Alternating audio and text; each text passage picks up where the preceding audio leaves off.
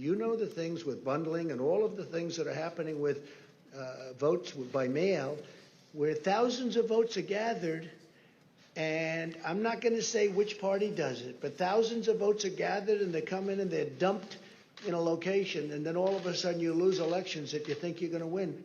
I inherited a campaign that was, the day I was hired was, I believe, President Trump's low point in the 2020 daily average polling against President Biden. It was a campaign at a low point in the polls.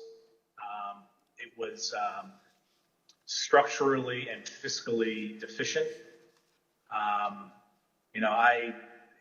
There was a great deal wrong with the campaign in both of those areas. So most of my day spent fixing and I think I took over with 115 days left in the campaign.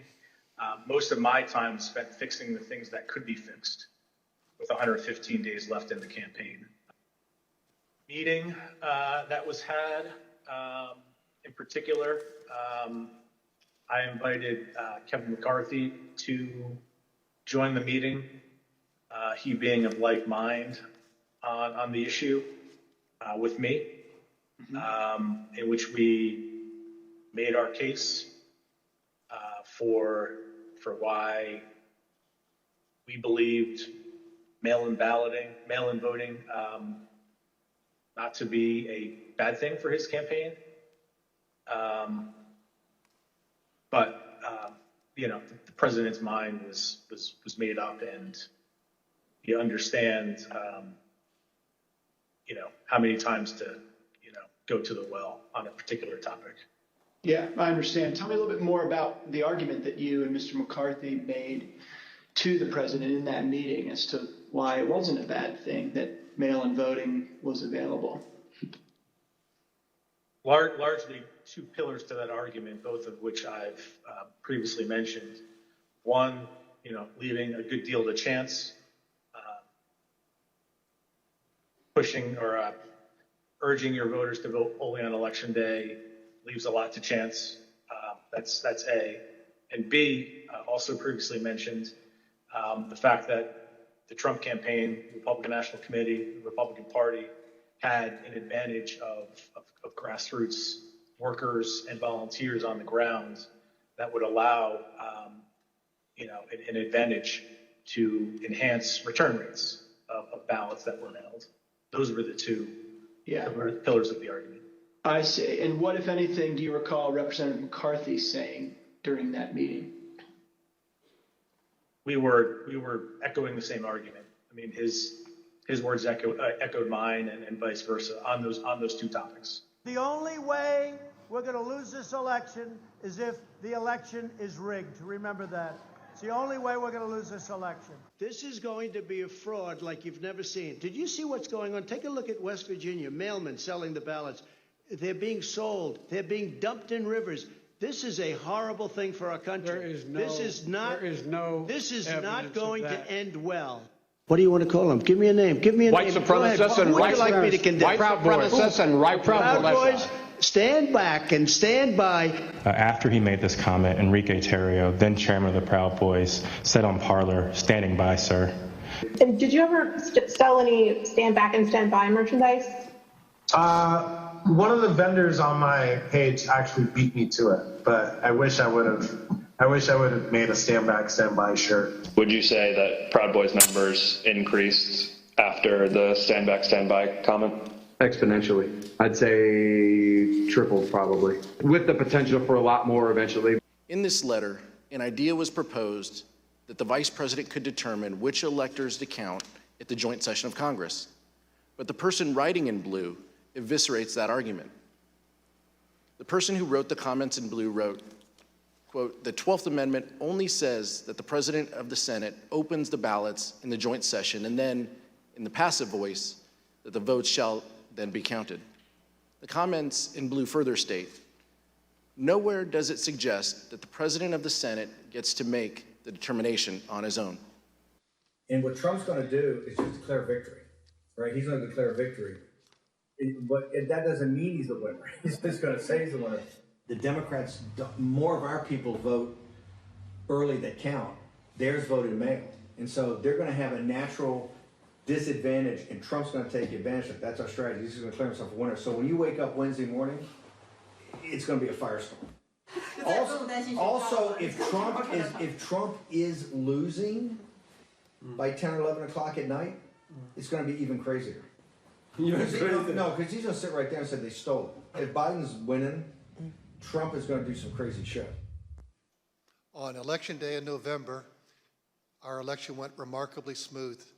In fact, we meet at the GEMA headquarters. That's the Georgia Energy Emergency Management Association meeting location, but we are following wait times in line. In the afternoon, our average wait time was 3 minutes statewide that we were recording for various precincts, and it actually got down to 2 minutes. And at the end of the day, we felt that we had a successful election from the standpoint of the administration and the operation of the election. President Biden carried the state of Georgia by approximately 12,000 votes.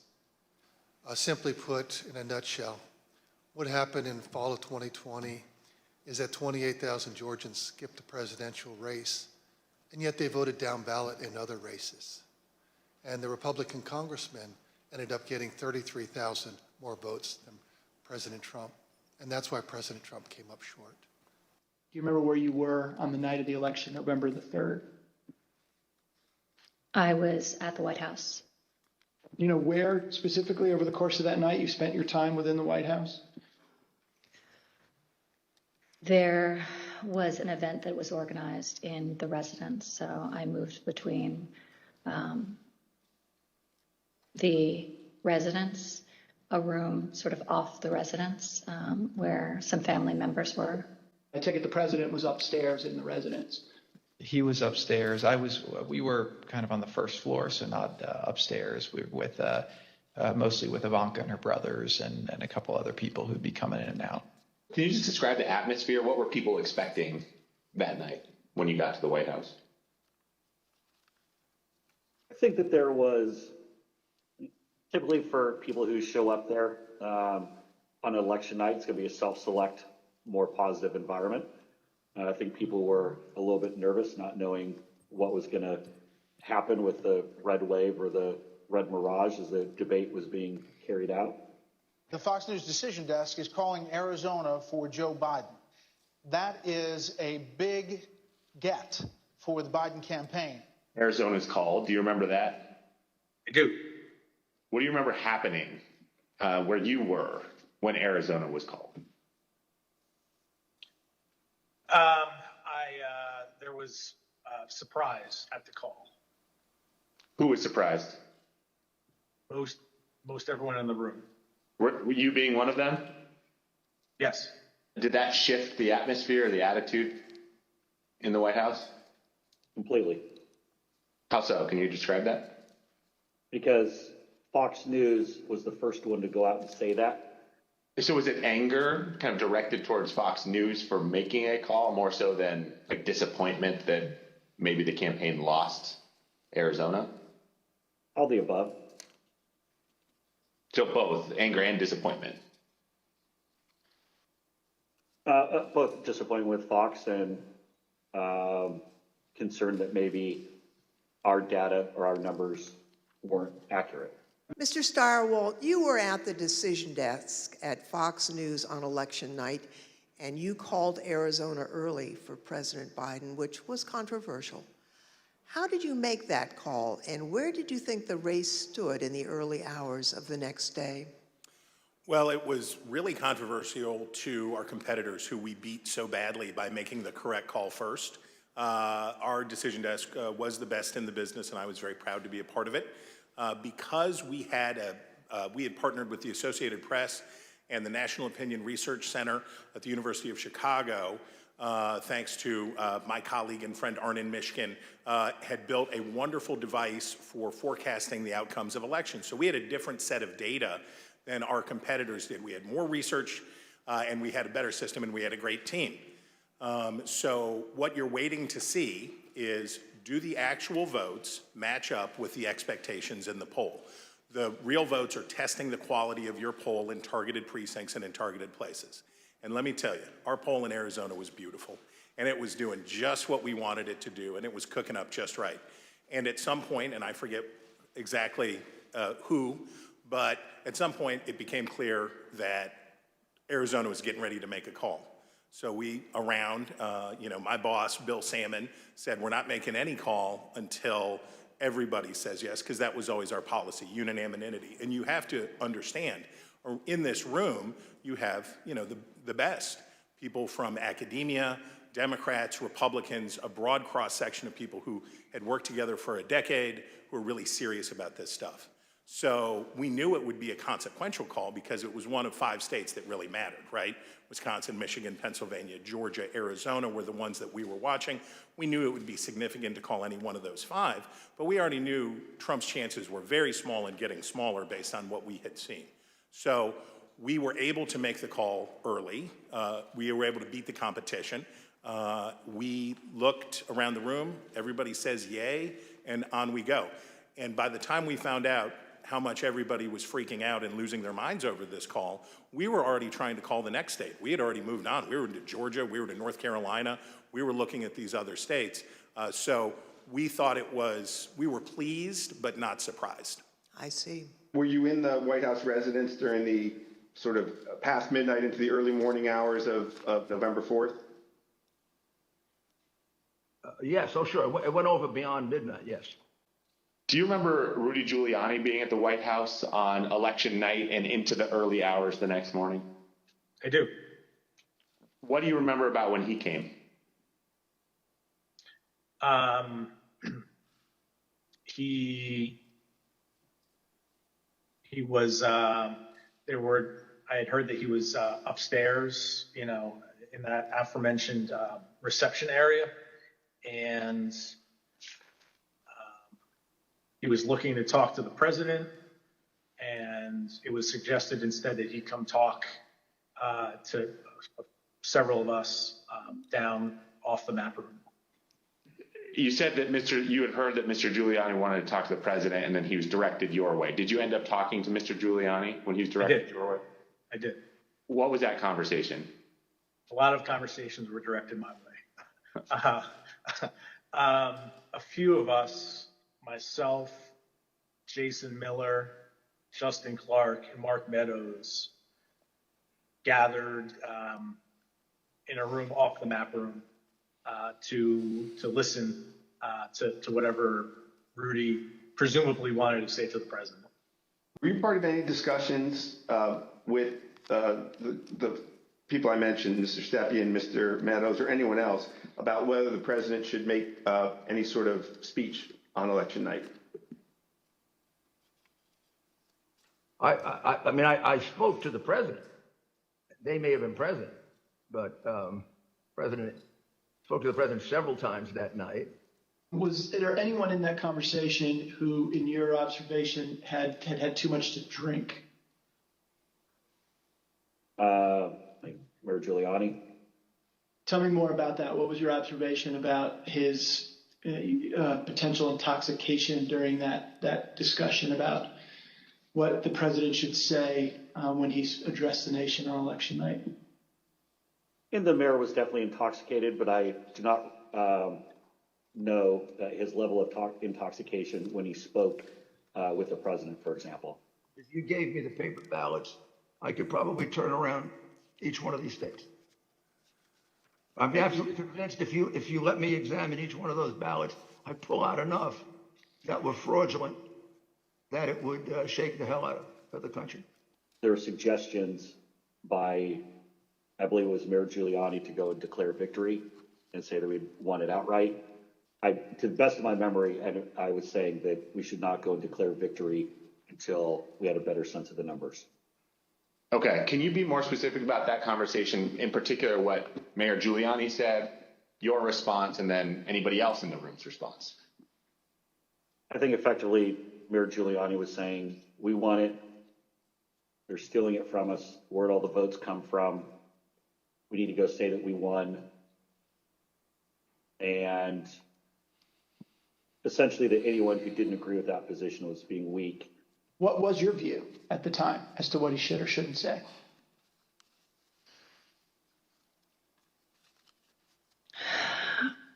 I don't know that I had a firm view as to what he should say in that circumstance.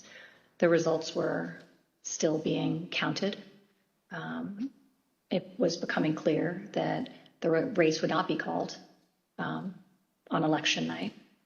It was far too early to be making any calls like that. Ballots were still being counted. Ballots were still going to be counted for days. And it was far too early to be making any proclamation like that. I recounted back to that conversation with him, in which I said, just like I said in 2016 was going to be a long night. I told him in 2020 that it was going to be a process again, as the early returns are going to be positive, and we're going to be watching the returns of ballots as they rolled in thereafter. In your judgment, what were the chances of President Trump winning the election? After that point? Yes. None. So is it fair to say you're trying to present what you thought would be a realistic picture of what might happen over the course of that night, being election night? That night and the days that followed. Yeah, I always told the president the truth, and I think he expected that from me, and I told him it was going to be a process. It was going to be, we're going to have to wait and see how this turned out. So I just like I did in 2016, I did the same thing in 2020. My belief, my recommendation was to say that votes were still being counted. It's too early to tell, too early to call the race, but we proud of the race we ran, and we think we're in good position, and we'll have more to say about this the next day or the next day, whenever we had something to say. And did anybody who was a part of that conversation disagree with your message? Yes. Who was that? The president disagreed with that. I don't recall the particular words. He thought I was wrong. He told me so, and that they were going to go he was going to go in a different direction. This is a fraud on the American public. This is an embarrassment to our country. We were getting ready to win this election. Frankly, we did win this election.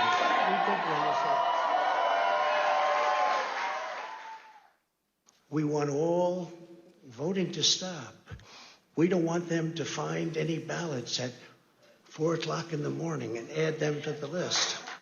Right out of the box on election night, the president claimed that there was major fraud underway. I mean, this happened, as far as I could tell, before there was actually any potential of looking at evidence. And it seemed to be based on the dynamic that at the end of the evening, a lot of Democratic votes came in, which changed the vote counts in certain states. And that seemed to be the basis for this broad claim that there was major fraud. And I didn't think much of that because people had been talking for weeks, and everyone understood for weeks that that was going to be what happened on election night. Also, I was influenced by the fact that all the early claims that I understood were completely bogus and silly and usually based on complete misinformation. And so I didn't consider the quality of claims right out of the box to give me any, feeling that there was really substance here.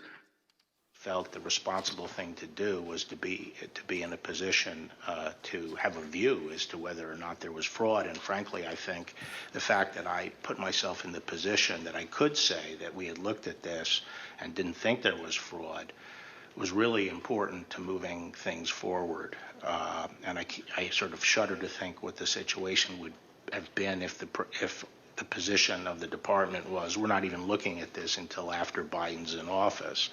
I'm not sure we would have had a transition at all. The Select Committee has obtained an email from just 2 days after the election in which a Trump campaign lawyer named Cleta Mitchell asked another Trump lawyer, John Eastman, to write a memo justifying the idea. When do you remember this coming up as an option in the post-election period for the first time? Right after the election. It might have been before the election. Let us in! Let us in! Let us in! Let us in! Special session! Special session! Special session! I mean, with each day that wore on, I mean, the trajectory of the race, you know, on election night, Trump ahead in many states. And as that week wore on, as the third became the fourth, became the fifth, and so on and so forth, and the vote by mail ballots were tabulated, you know, Trump's lead, you know, grew more narrow, and in some places, Biden surpassed, you know, Trump in the vote totals. So as the week wore on, as we paid attention to those numbers multiple times a day, you know, internally, you know, I was feeling less confident for sure. What was your view on the state of the election at that point? You know, very, very, very bleak. You know, we told him, the group that went over there outlined, you know, my belief in chances for success at this point, and then we pegged it at you know 5, maybe 10% based on recounts that you know either were automatically initiated or could be initiated based on you know realistic legal challenges, not all the legal challenges that eventually were pursued. But you know it was you know my belief is that it was a very, very, I mean 5 to 10%. It's not a very good optimistic outlook. I was in the Oval Office, and at some point in the conversation, Matt Oskowski, who is the lead data person, was brought on, and I remember he delivered to the president pretty blunt terms that he was going to lose. And that was based, Mr. Miller, on Matt and the data team's assessment of the sort of county by county, state by state results as reported? Correct. Who won the presidential election of 2020? Joseph Robinette Biden Jr. of the great state of Delaware. On November 9th, 2020, President Trump created a separate entity called the Save America PAC. Most of the money raised went to this newly created PAC, not to election-related litigation. The Select Committee discovered that the Save America PAC made millions of dollars of contributions to pro-Trump organizations, including $1 million to Trump Chief of Staff Mark Meadows' charitable foundation, $1 million to the America First Policy Institute, a conservative organization which employs several former Trump administration officials, $204,857 to the Trump Hotel Collection, and over $5 million to Event Strategies, Inc., the company that ran President Trump's January 6th rally on the Ellipse. You better get your ass to D.C., folks, this Saturday. Yeah, if you don't, there'll be no more Republic. But we're not going to let that happen. It's not even an if. It's either President Trump is encouraged and bolstered and strengthened to do what he must do, or we wind up in a bloody fight. We all know that. The fight's coming. You know, I think the president, it was during the second week where things like you displayed were occurring, where he was growing increasingly unhappy with, his team, me, less so because I was less involved at this point, but still me, growing increasingly unhappy with Justin Clark. And that kind of, paved the way for, Justin to be moved out and Mayor Giuliani to be moved in as the person in charge of, the legal side of the campaign and for all intents and purposes, the campaign at that point. Mr. Schmidt, on November 11th, 2020, President Trump tweeted about you saying, and here's a quote, "A guy named Al Schmidt, a Philadelphia commissioner and so-called Republican, or rhino, is being used big time by the fake news media to explain how honest things were with respect to the election in Philadelphia. He refuses to look at a mountain of corruption, dishonesty. We win. As a result of that tweet and the CNN interview you gave where you stated the dead voter claims in Pennsylvania were false, you and your staff were subjected to disturbing threats. Can you tell us about that? The threats prior to that tweet, and on some level it feels almost silly to talk about a tweet, but we can really see the impact that they have, because prior to that, the threats were pretty general in nature. Corrupt election officials in Philadelphia are going to get what's coming to them. You're what the Second Amendment is for. You're walking into the lion's den, all sorts of things like that. After the president tweeted at me by name, calling me out the way that he did, the threats became much more specific, much more graphic, and included not just me by name, but included members of my family by name, their ages, our address, pictures of our home, just every bit of detail that you could imagine. That was what changed with that tweet. Now, we redacted portions of the text to protect your family. This is an email. It's two emails, actually. The first is from Alex Cannon to you and Faith McPherson. And then you forward that email on to Mark Meadows, Justin Clark, and Jason Miller, the subject being AZ Federal ID voters.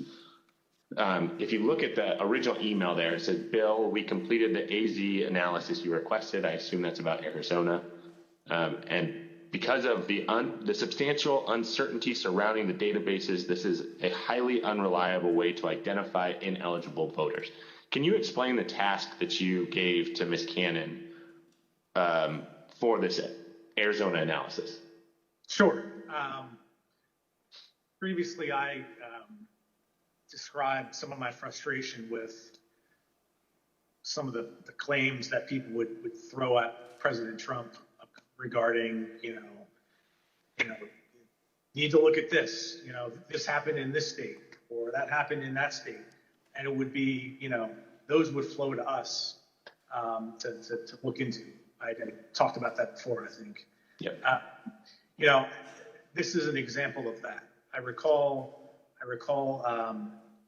in Arizona, someone had thrown out, I believe this to be the claim, that there were thousands of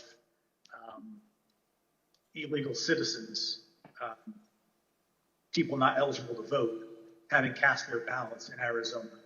Someone had thrown out that claim to President Trump.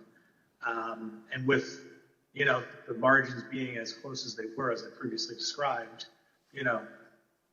that could potentially matter. So this wild claim is thrown out, which, on its face didn't seem, realistic or possible to me. I asked Alex to look at the claim, and I haven't read this full email, but I recall the response to that. The reality of that was not illegal citizens voting in the election. I think it was like overseas voters voting in the election. So obviously, people who were eligible to vote. I believe I had about a 15-second conversation with the vice president about it as well. When was that? During one of the visits to the White House. I don't know which one. I think it was the first one in November. I had met him briefly at the campaign, and he remembered me and saw me. And he asked what I was doing on the campaign, and I told him that, we were looking into some of the issues related to voter fraud. And he asked me, I don't remember his exact words, but he asked me if we were finding anything. And I said that I didn't believe we were finding it, or I was not personally finding anything sufficient to alter the results of the election.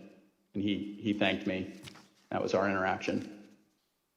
Generally discussed on that topic was whether the fraud, maladministration, abuse, or irregularities, if aggregated and read most favorably to the campaign, would that be outcome determinative?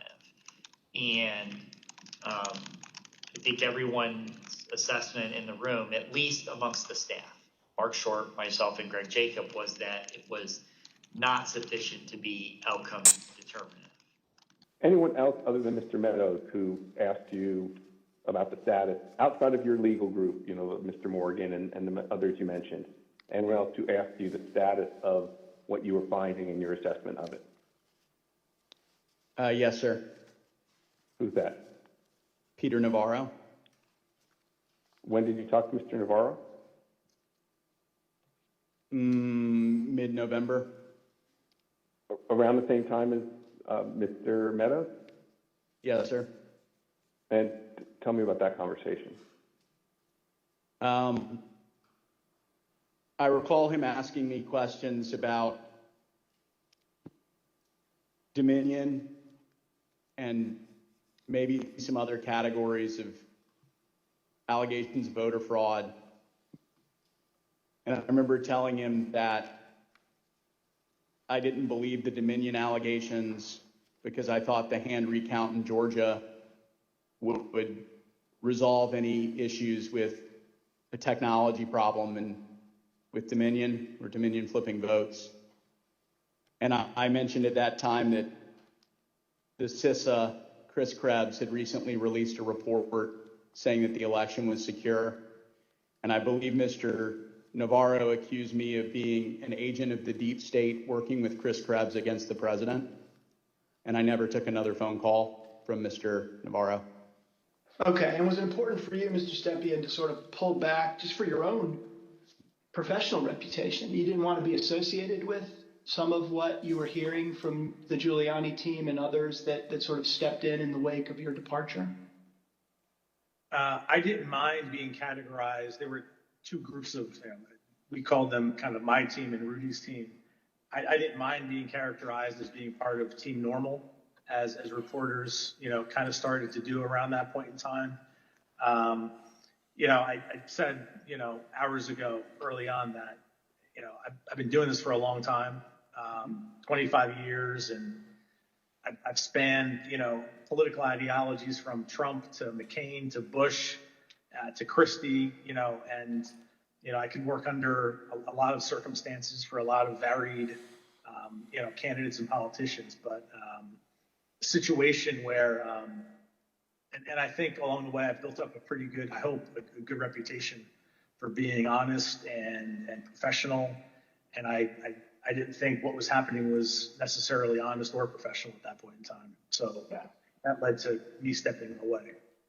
On November 18th, a lawyer working with the Trump campaign named Kenneth Cheesebro wrote a memo arguing that the Trump campaign should organize its own electors in the swing states that President Trump had lost. We'll light the whole shit on fire. They saw a big truck bringing in 100,000 ballots in garbage cans, in waste paper baskets, in cardboard boxes, and in shopping baskets. And every single one of them was for Biden because they were being notified by Smartmatic in Frankfurt that Biden was way behind and they better come up with a lot more ballots. And we can prove every single thing I just said. It can set and run an algorithm that probably ran all over the country to take a certain percentage of votes from President Trump and flip them to President Biden, which we might never have uncovered had the votes for President Trump not been so overwhelming in so many of these states that it broke the algorithm. I thought the Dominion stuff I never saw any evidence whatsoever to sustain those allegations. Didn't have the credentials of the people involved, but I didn't see any real qualifications. And the statements were made very conclusory, like, these machines were designed to, engage in fraud or something to that effect, but I didn't see any supporting information for it. I remember that one of the things Mark said at some point was, you can't show an actual vote was flipped, which I found at the time to be a remarkable assertion because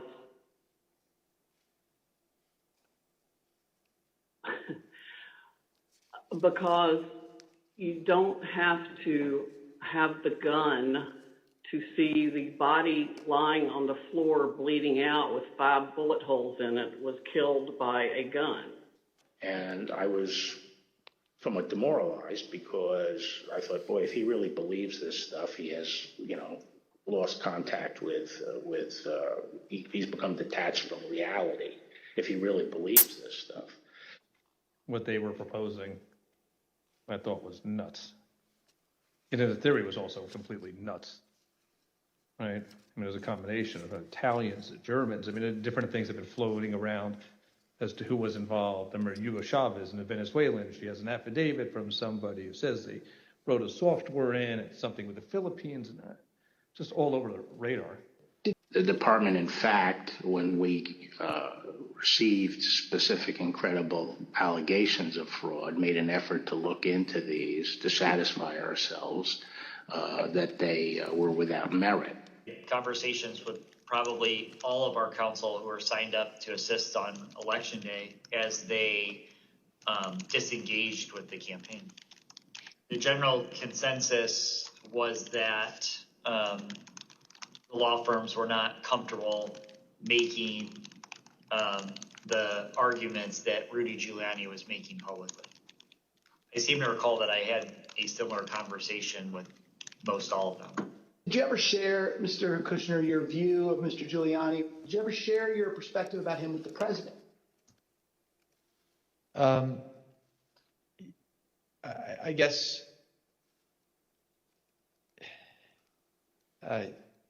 yes. Tell me what you said. Basically, not the approach I would take if I was you. Okay. And how did he react? How did President Trump react when you shared that view with him? We said, I have confidence in Rudy.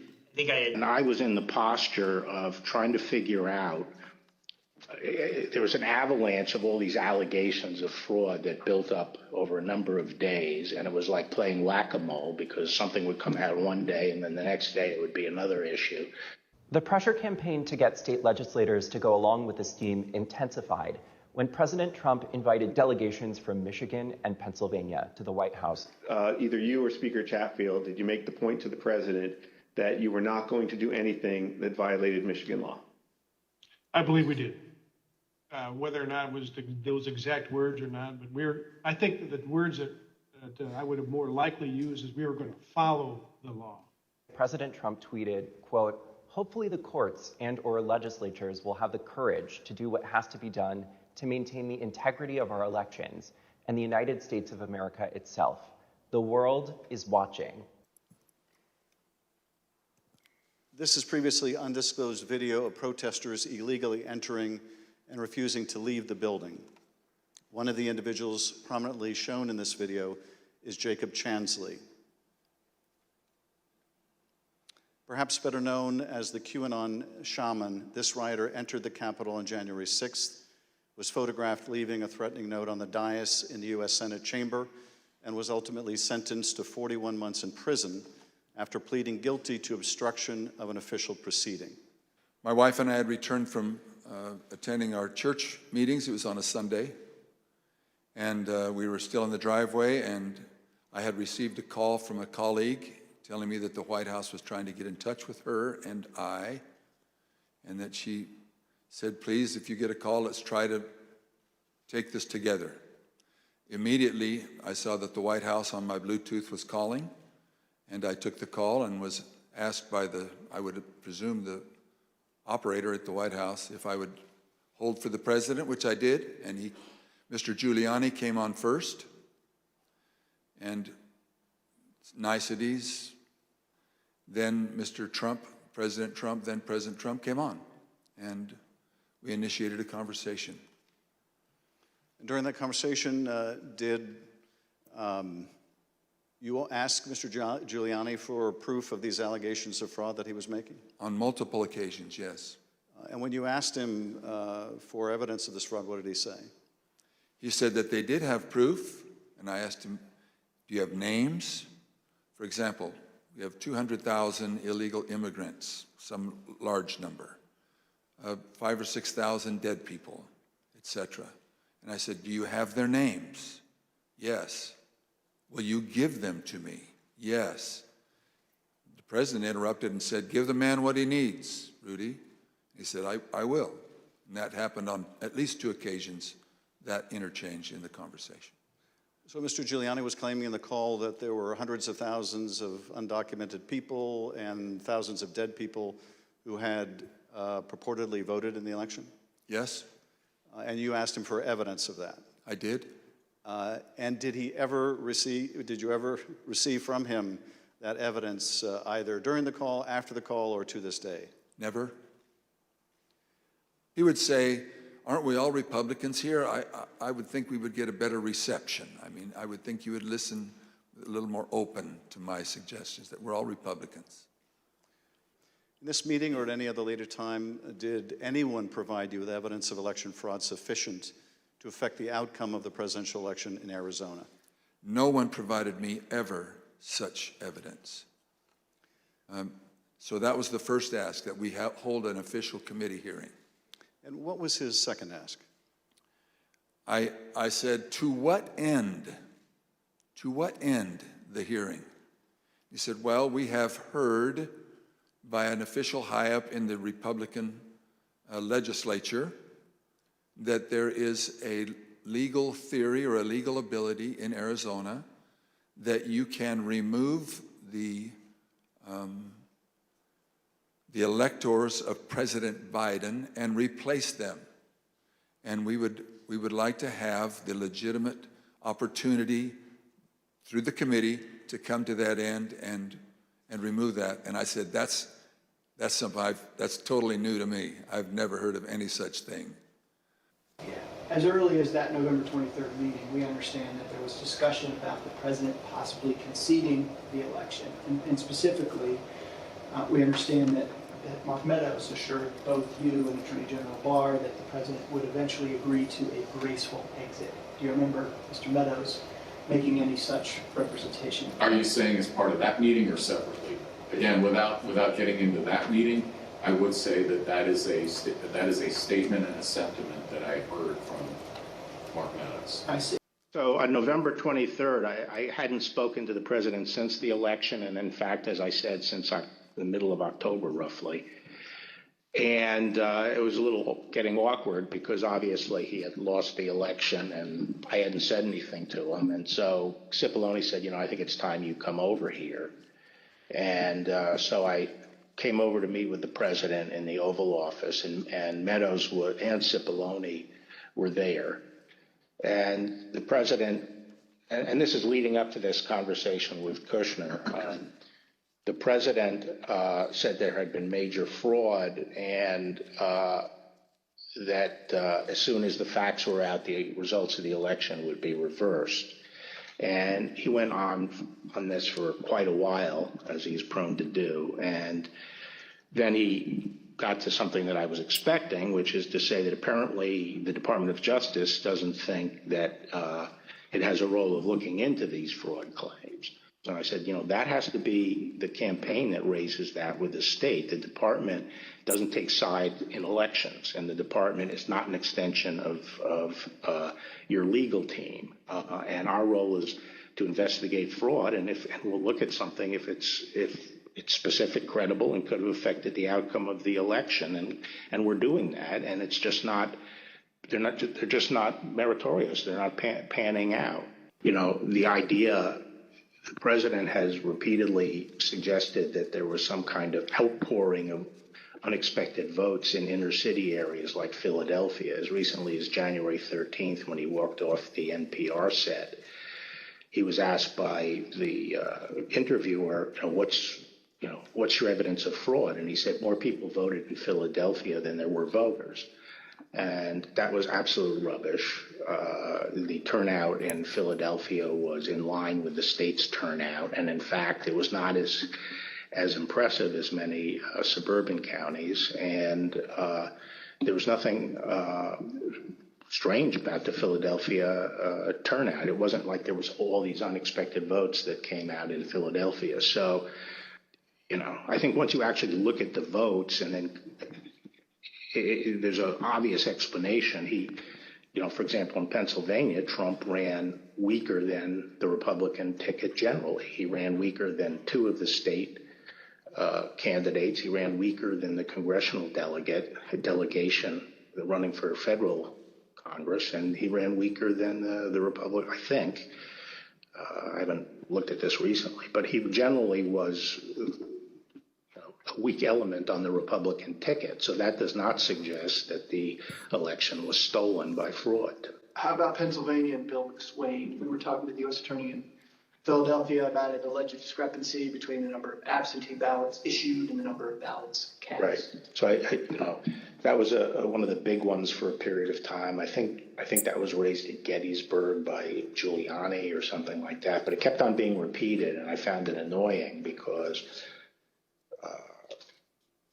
it didn't seem that it was right. So I called McSwain, and he got back to me. He said, no, the problem is that Mastriano threw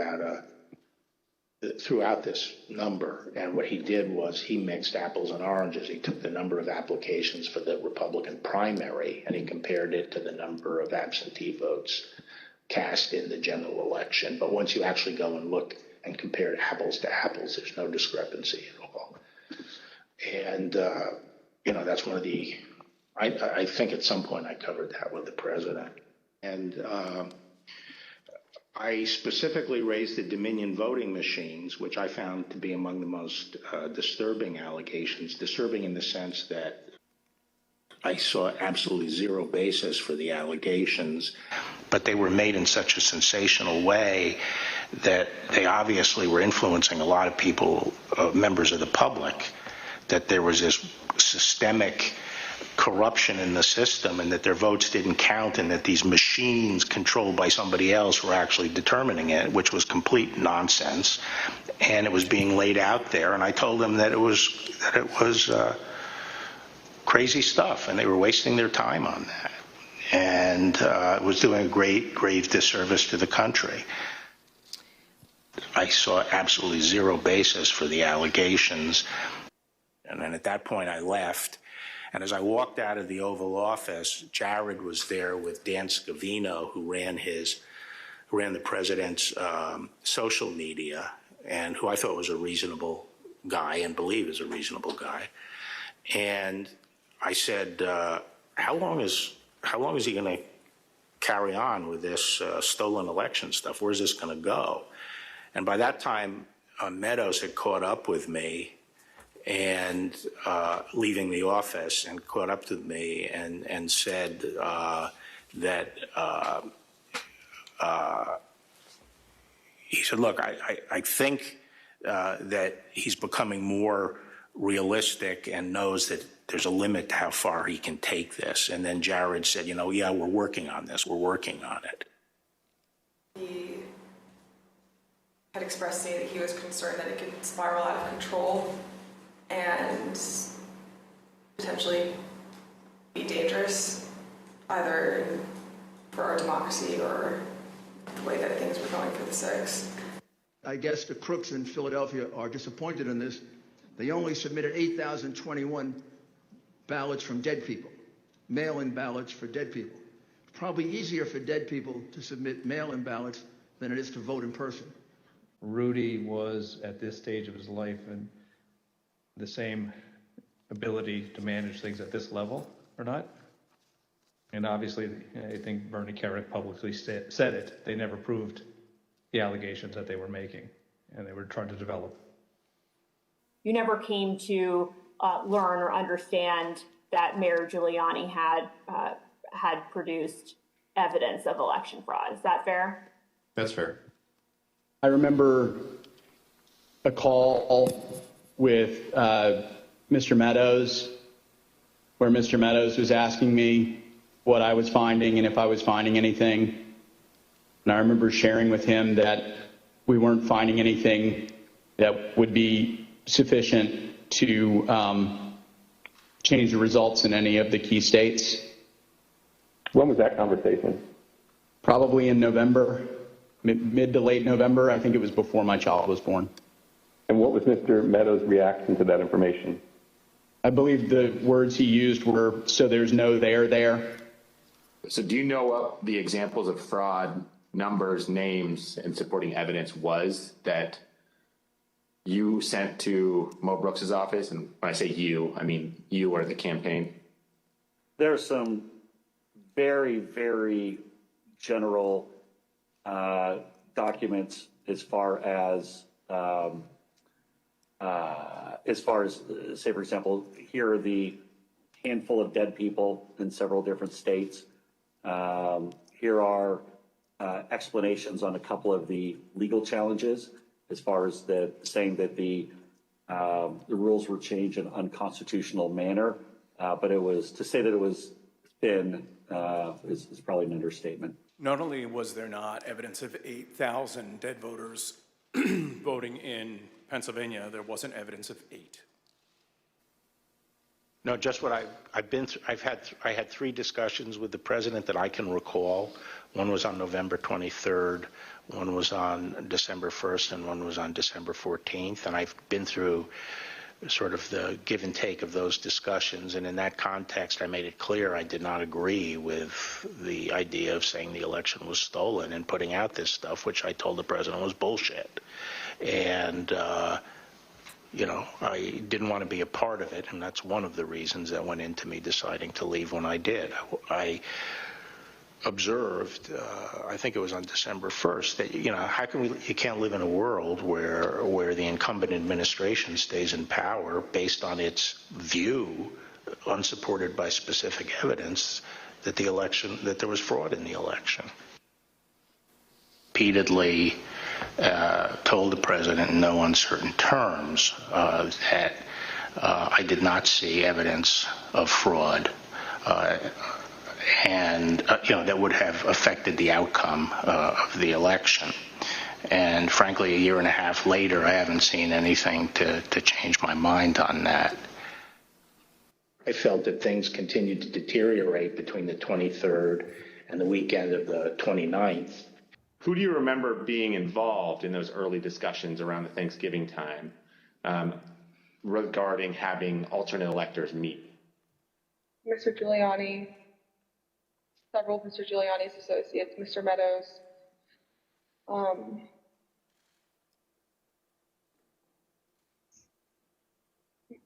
members of Congress, although it's difficult to distinguish if the members that I'm thinking of were involved during Thanksgiving or if they were involved as we progress through December. This election has to be turned around because we won Pennsylvania by a lot and we won all of these swing states by a lot. Mr. Speaker, this is Rudy Giuliani and Jenna Ellis. We're calling you together because we'd like to discuss, obviously, the election. Hello, Mr. Speaker. This is Jenna Ellis, and I'm here with Mayor Giuliani. Hey, Brian, it's Rudy. I really have something important to call to your attention that I think really changes things. I understand that you don't want to talk to me now. I just want to bring some facts to your attention and talk to you as a fellow Republican. And then about 45 minutes later, we started to hear the noises outside my home, and my stomach sunk, and I thought, it's me.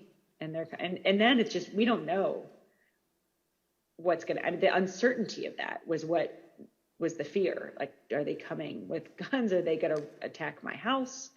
I'm in here with my kid, you know, I'm trying to put him to bed. And so it was, that was the scariest moment, just not knowing what was going to happen.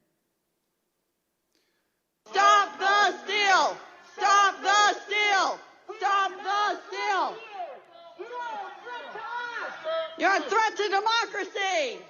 You're a threat to free and honest elections!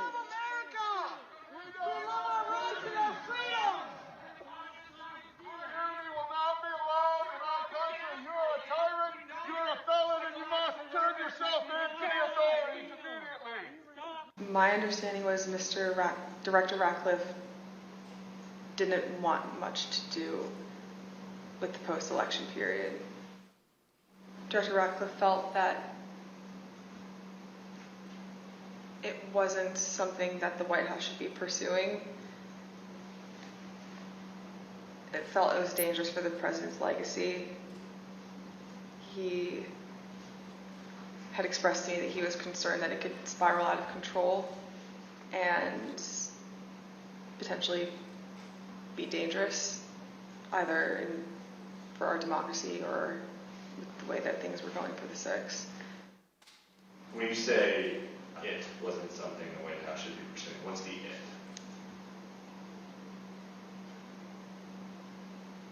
Trying to fight the results of the election, finding missing ballots, pressuring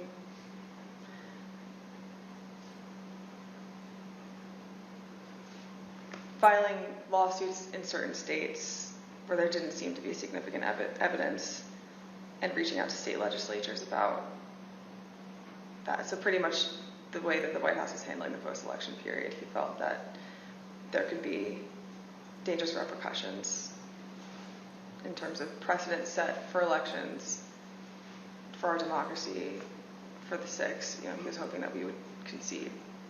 And then on November 29th, he appeared on Maria Bartiromo's show, Sunday Futures, I believe it was, and he said that the department was missing in action.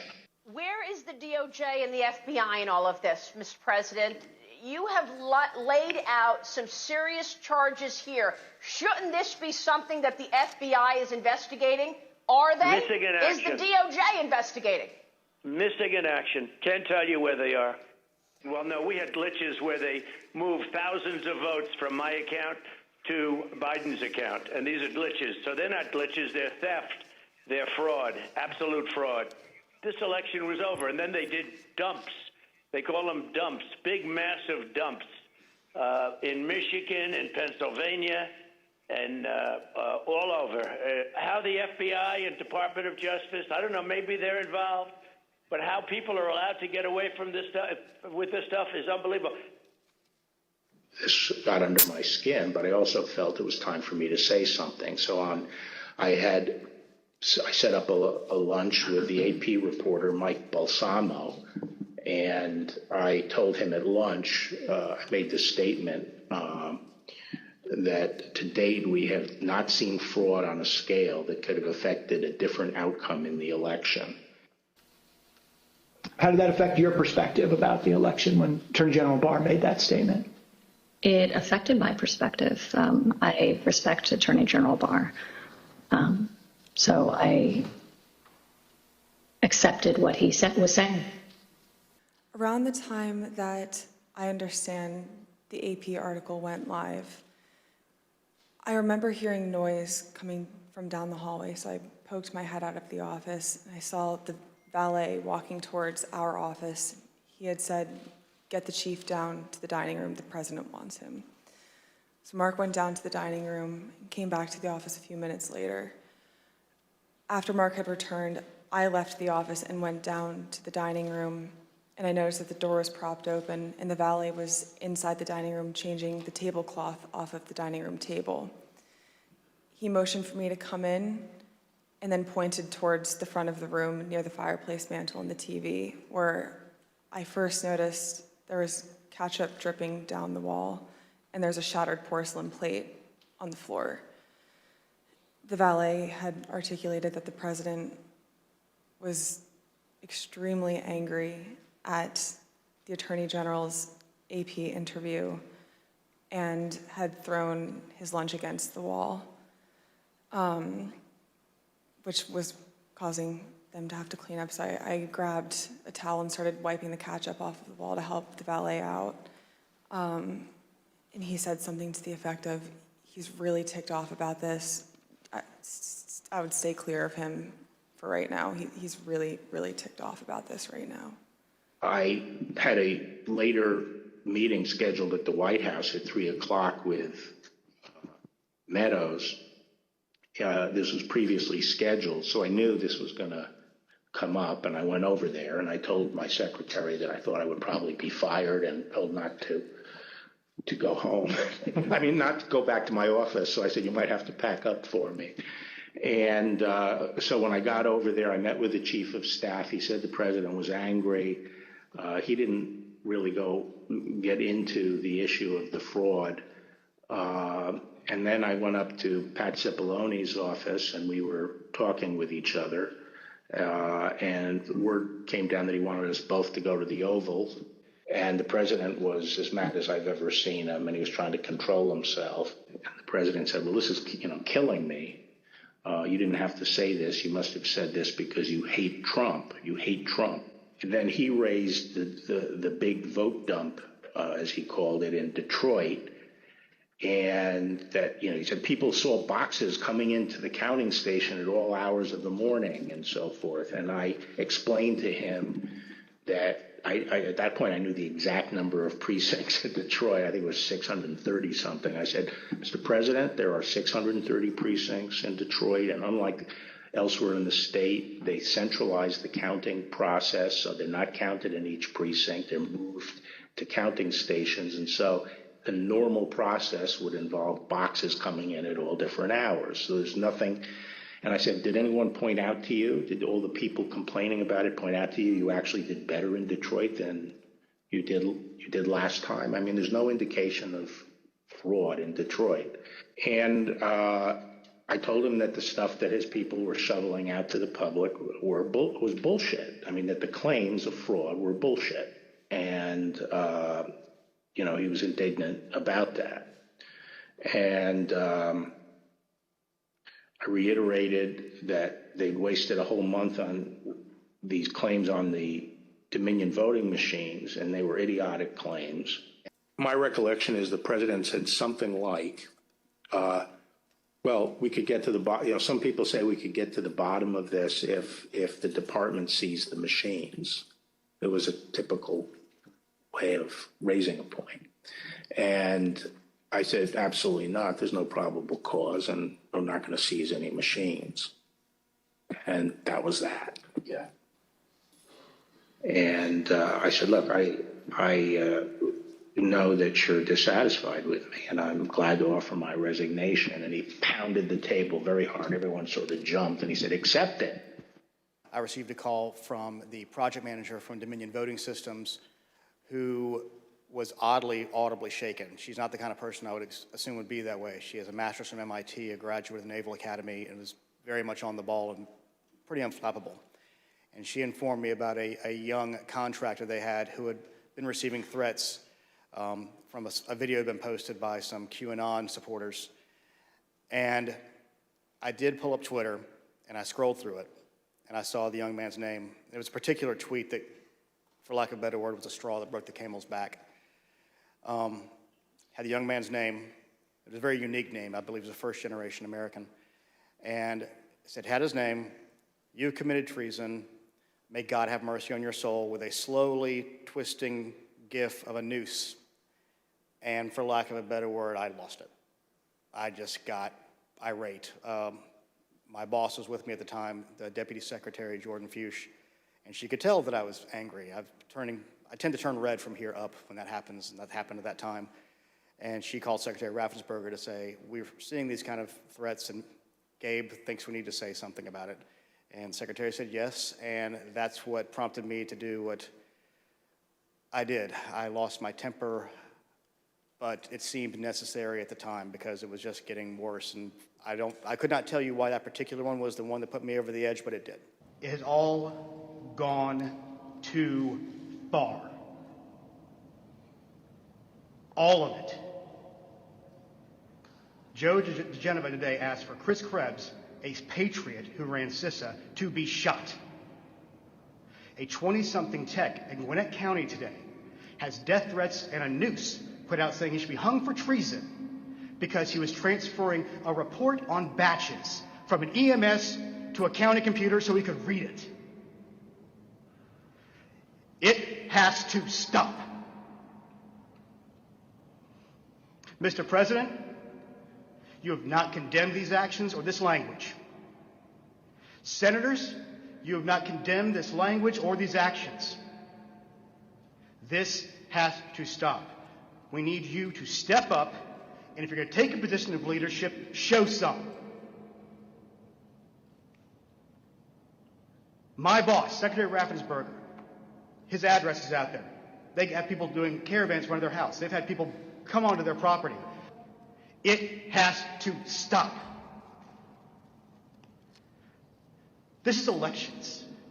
This is the backbone of democracy, And all of you who have not said a damn word are complicit in this. Mr. President, it looks like you likely lost the state of Georgia.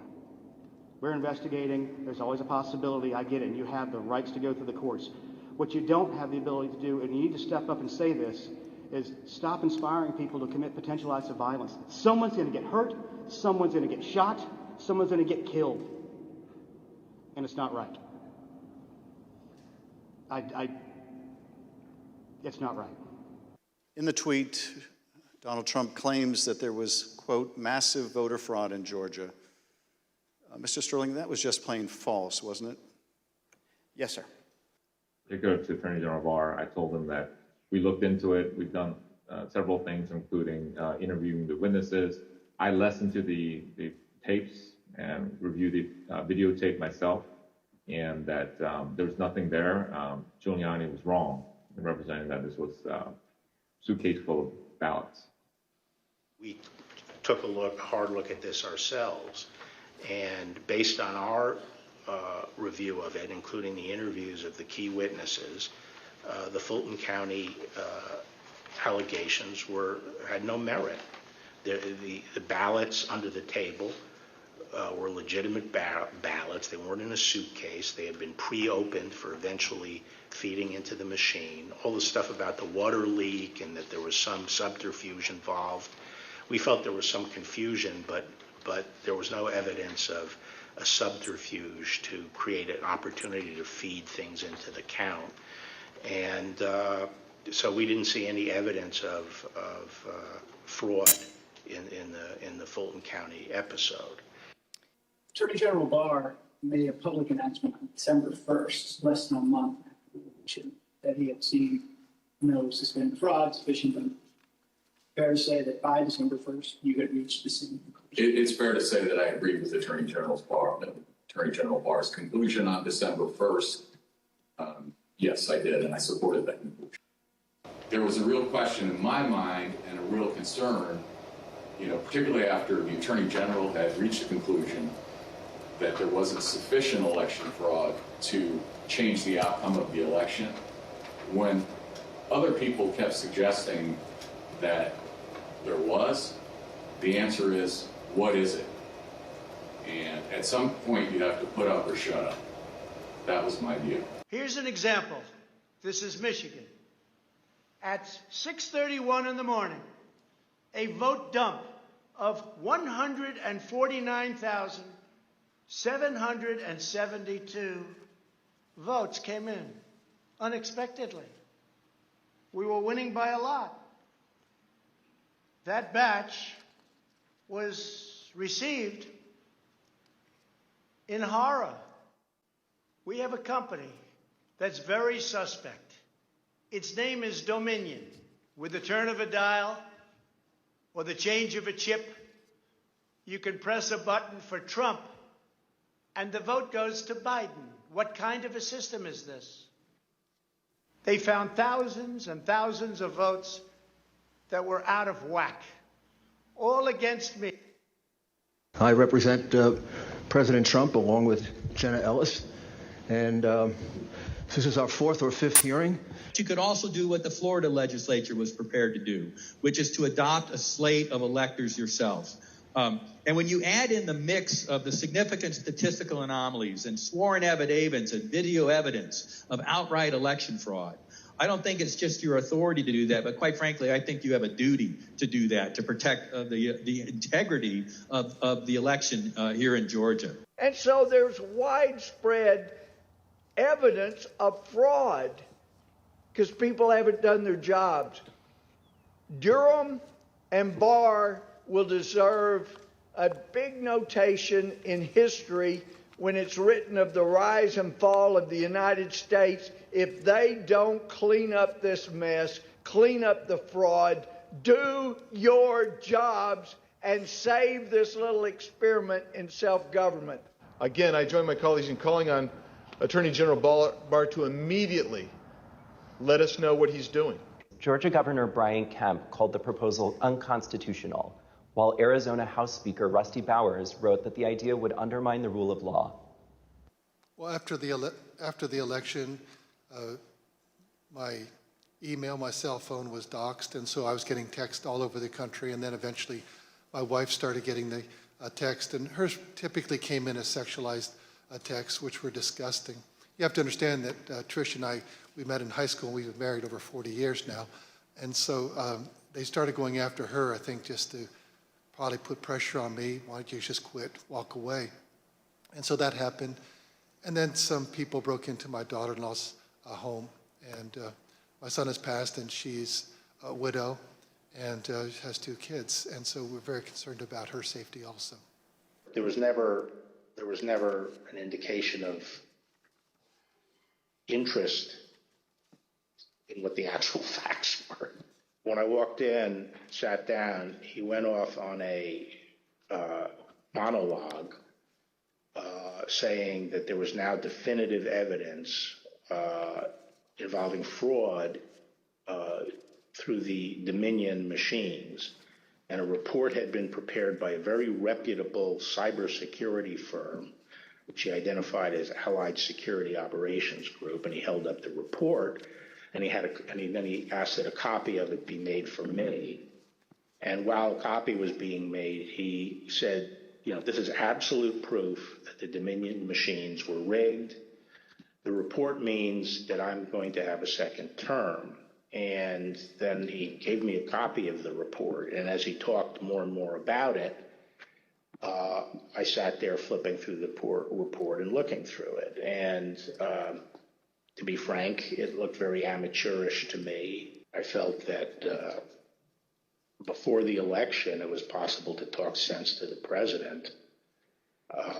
And while you sometimes had to engage in, a big wrestling match with him, that it was possible to keep things on track. But I felt that after the election, he didn't seem to be listening, and I didn't think it was, that I was inclined not to stay around if he wasn't listening to advice from me or his other cabinet secretaries.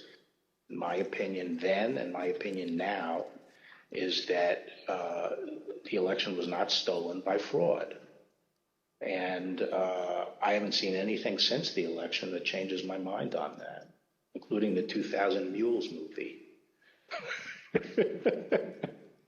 And when you look at what you saw on the video, which to me was a smoking gun, powerful smoking gun, well, I don't have to be a genius to figure out what happened.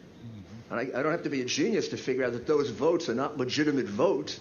You don't put legitimate votes under a table. No. Wait until you throw the opposition out, and in the middle of the night, count them. We would have to be fools to think that. If you watch the entirety of the video, you saw that these were election workers who were under the impression they were going to get to go home around 10:30.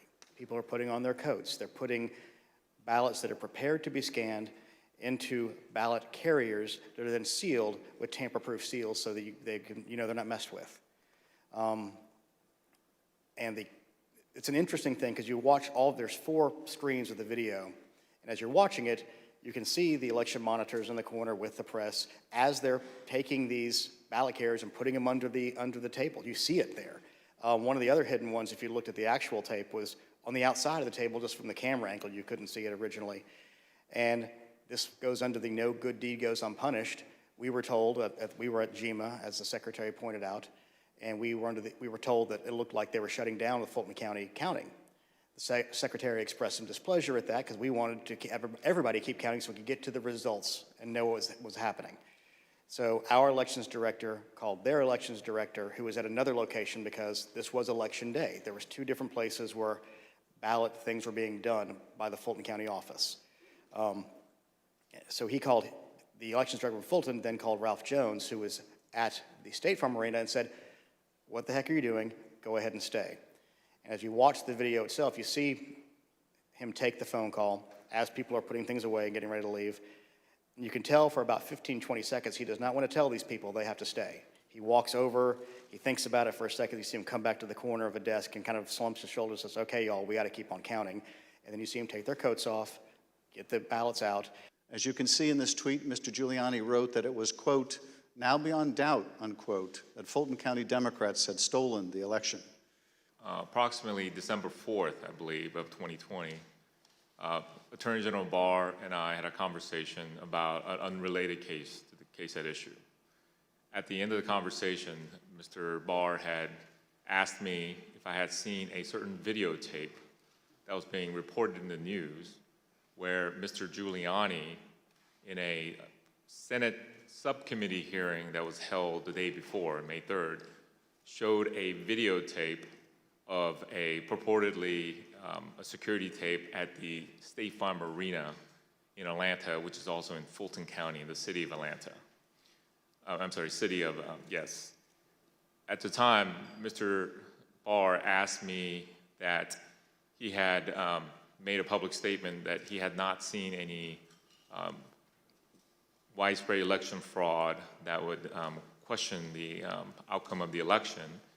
And because of the videotape and the serious allegation that Mr. Giuliani was making with respect to the suitcase full of ballots purported in the video, he asked me to find out what I could about it, because he had envisioned that in some days after our call that he was going to go to the White House for a meeting, and then that issue might come up. He asked me to make it a priority to get to the bottom of, to try to substantiate the allegation made by Mr. Giuliani. We found that the suitcase full of ballots, the alleged black suitcase that was being seen pulled from under the table, was actually an official lockbox where ballots were kept safe. We found out that there was a mistake in terms of a misunderstanding that they were done counting ballots or tallying ballots for the night, and the partisan watchers that was assigned by each of the respective parties were announced to send home. But once they realized the mistake, someone from the Secretary of State's office had indicated that, no, we're not done for the night. You need to go ahead and continue counting. So once they packed up the lockbox full of ballots, they brought back the official ballot box again and continued to tally the ballots from the lockbox. Unfortunately, during the Senate hearing, Mr. Giuliani only played a clip that showed them pulling out the official ballot box from under the table and referring to that as a smoking gun of a fraud in Fulton County. But in actuality, in review of the entire video, it showed that that was actually an official ballot box that was kept underneath the tables.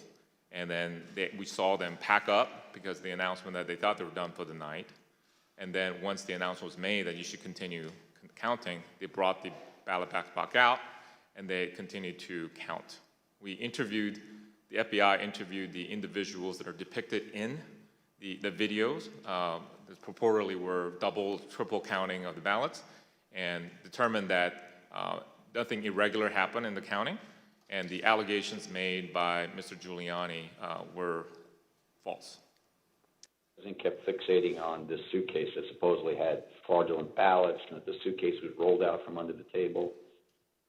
And I said, no, sir, there is no suitcase. You can watch that video over and over. There is no suitcase. There is a wheeled bin where they carry the ballots. On the results of the investigations, the interviews that have gone on Fulton County, how would those results have been communicated to the White House, to the president? I don't know how they were initially communicated. I do know that they came up in subsequent conversations with the president, and Rhodes and I essentially told him, we looked into that, and it's just not true.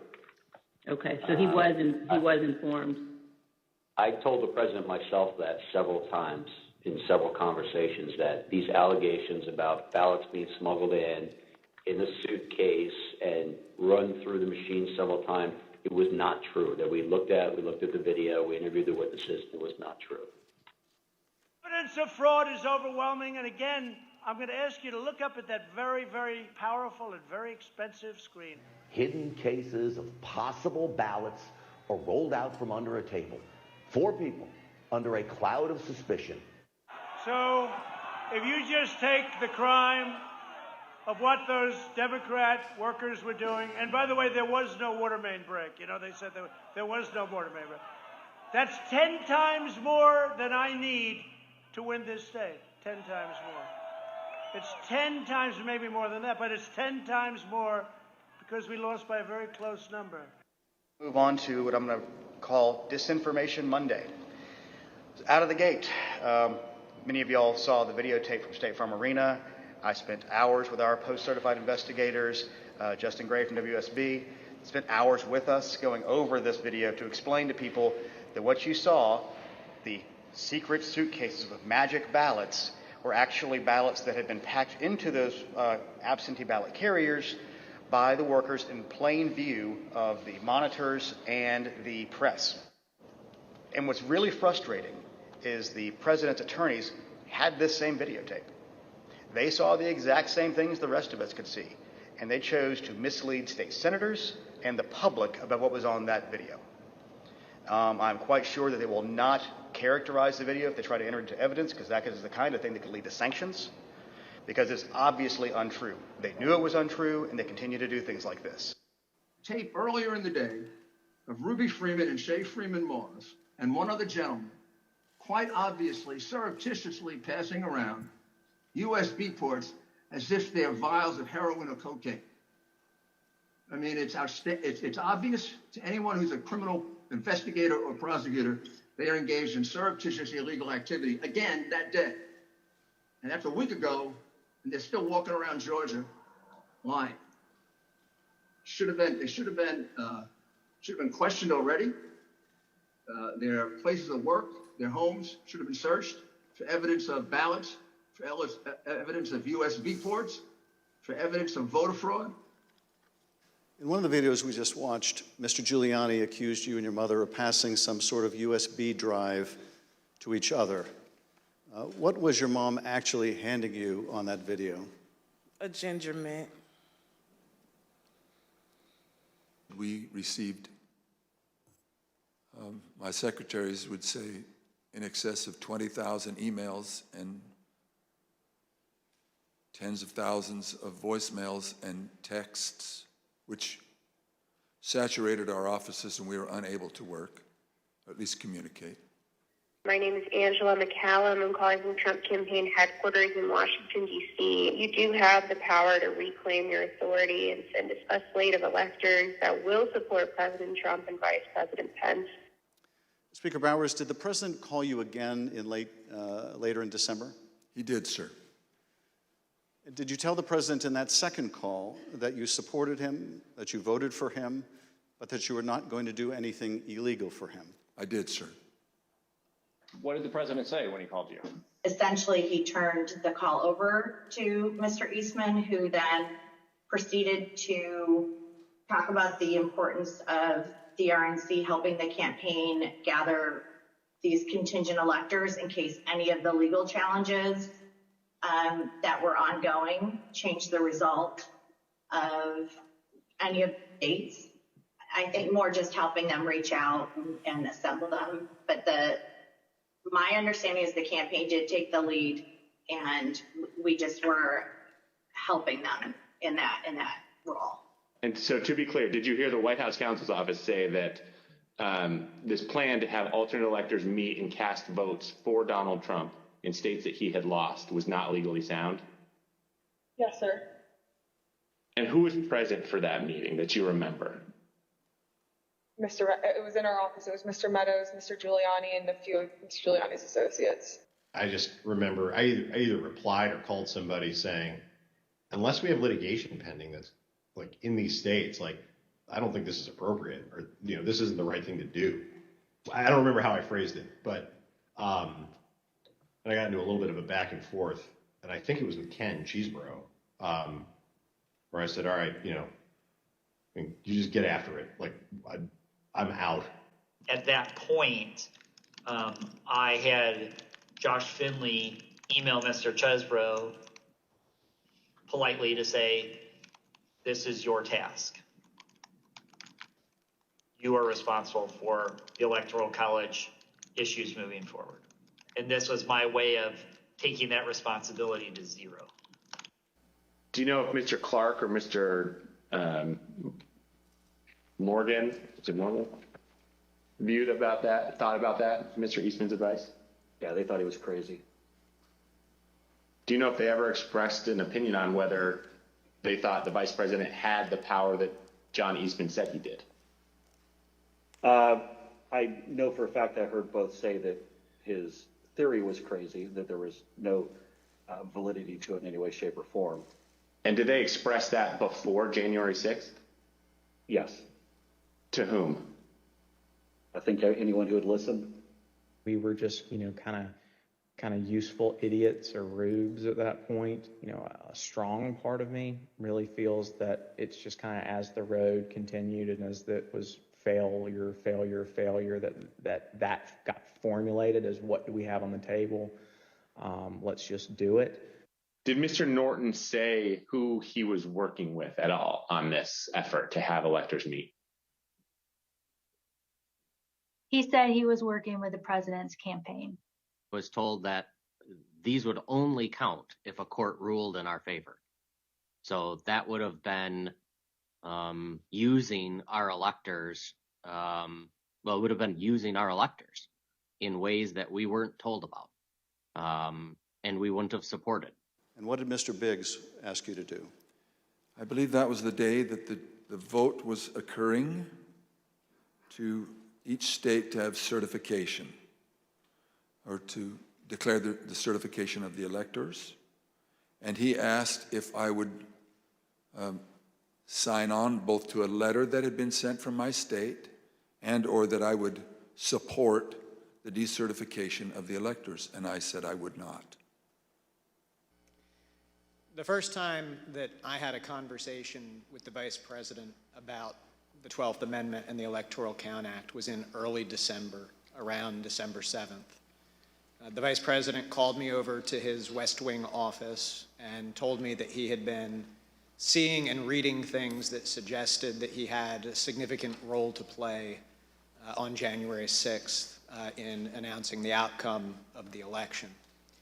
He told me that he had been first elected to Congress in 2000 and that one of his earliest memories as a congressman was sitting in on the 2001 certification, and he recalled that Al Gore had gavelled down a number of objections that had been raised to Florida.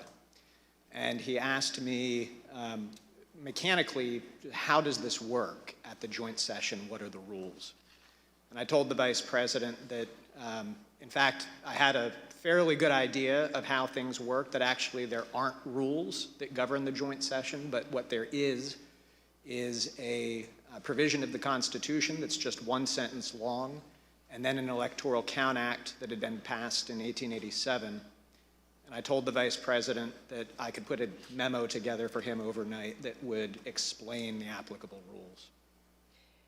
Mr. Cheeseborough wrote to Mayor Giuliani that the Vice President is charged with, quote, making judgments about what to do if there are conflicting votes, close quote. Mr. Cheeseborough wrote that when the joint session of Congress got to Arizona in the alphabetical list of states, the Vice President should not count the Biden votes, quote, because there are two slates of votes. A few days later, Professor John Eastman took up this cause. Eastman was at the time a law professor at Chapman University Law School. He prepared a memo outlining the nonsensical theory that the Vice President could decide the outcome of the election at the joint session of Congress on January 6th. You will see portions of this memo on the screen. In the first line, he wrote, quote, 7 states have transmitted dual slates of electors to the President of the Senate. Here, Dr. Eastman says the Vice President can reject the Biden electors from the states that he calls, quote, disputed. Under several of the scenarios, the Vice President could ultimately just declare Donald Trump the winner, regardless of the vote totals that had already been certified by the states. We concluded that what you have is a sentence in the Constitution that is inartfully drafted. But the Vice President's first instinct when he heard this theory was that there was no way that our framers, who abhorred concentrated power, who had broken away from the tyranny of George III, would ever have put one person, particularly not a person who had a direct interest in the outcome, because they were on the ticket for the election in a role to have decisive impact on the outcome of the election. And our review of text, history, and frankly just common sense all confirmed the Vice President's first instinct on that point. There is no justifiable basis to conclude that the Vice President has that kind of authority. But just to pick up on that, Mr. Short, was it your impression that the Vice President had directly conveyed his position on these issues to the President, not just to the world through a Dear Colleague letter, but directly to President Trump? Many times. And had been consistent in conveying his position to the President? Very consistent. Okay. I think we've been clear as to what the Vice President's role was. I think the Vice President been clear with the President, and I think I've been clear with Mark Meadows. It is unambiguous that the Vice President does not have the authority to reject electors. There is no suggestion of any kind that it does. There is no mention of rejecting or objecting to electors anywhere in the 12th Amendment. And so the notion that the Vice President could do that certainly is not in the text. Your view, Mr. Cipollone, upon those discussions with Mr. Philbin, with Greg Jacob, what was your assessment as to what the Vice President could or could not do at the joint session? What was my assessment about what he could or couldn't do? Yes, your view of the issue. My view was that the Vice President didn't have the legal authority to do anything except what he did. It made no sense to me that in all the protections that were built into the Constitution for a president to get elected and steps that had to be taken, that the power to choose the next president would be sitting with the Vice President. Okay, what were your prior interactions with Eastman? He described for me what he thought the ambiguity was in the statute, and he was walking through it at that time. And I said to him, hold on a second, I want to understand what you're saying. You're saying that you believe the Vice President, acting as President of the Senate, can be the sole decision maker as to, under your theory, who becomes the next President of the United States? And he said, yes. And I said, are you out of your effing mind?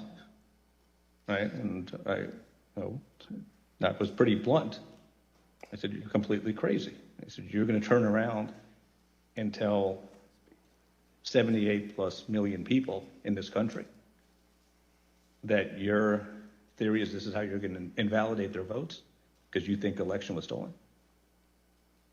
And I said, they're not going to tolerate that. He said, you're going to cause riots in the streets. And he said, words to the effect of there's been violence in the history of our country, Eric, to protect the democracy or protect the republic. You've been clear repeatedly with Mr. Meadows about you and the Vice President having a different view about his authority on January 6th. I believe I had. Did Mr. Meadows ever explicitly or tacitly agree with you or say, yeah, that makes sense or okay?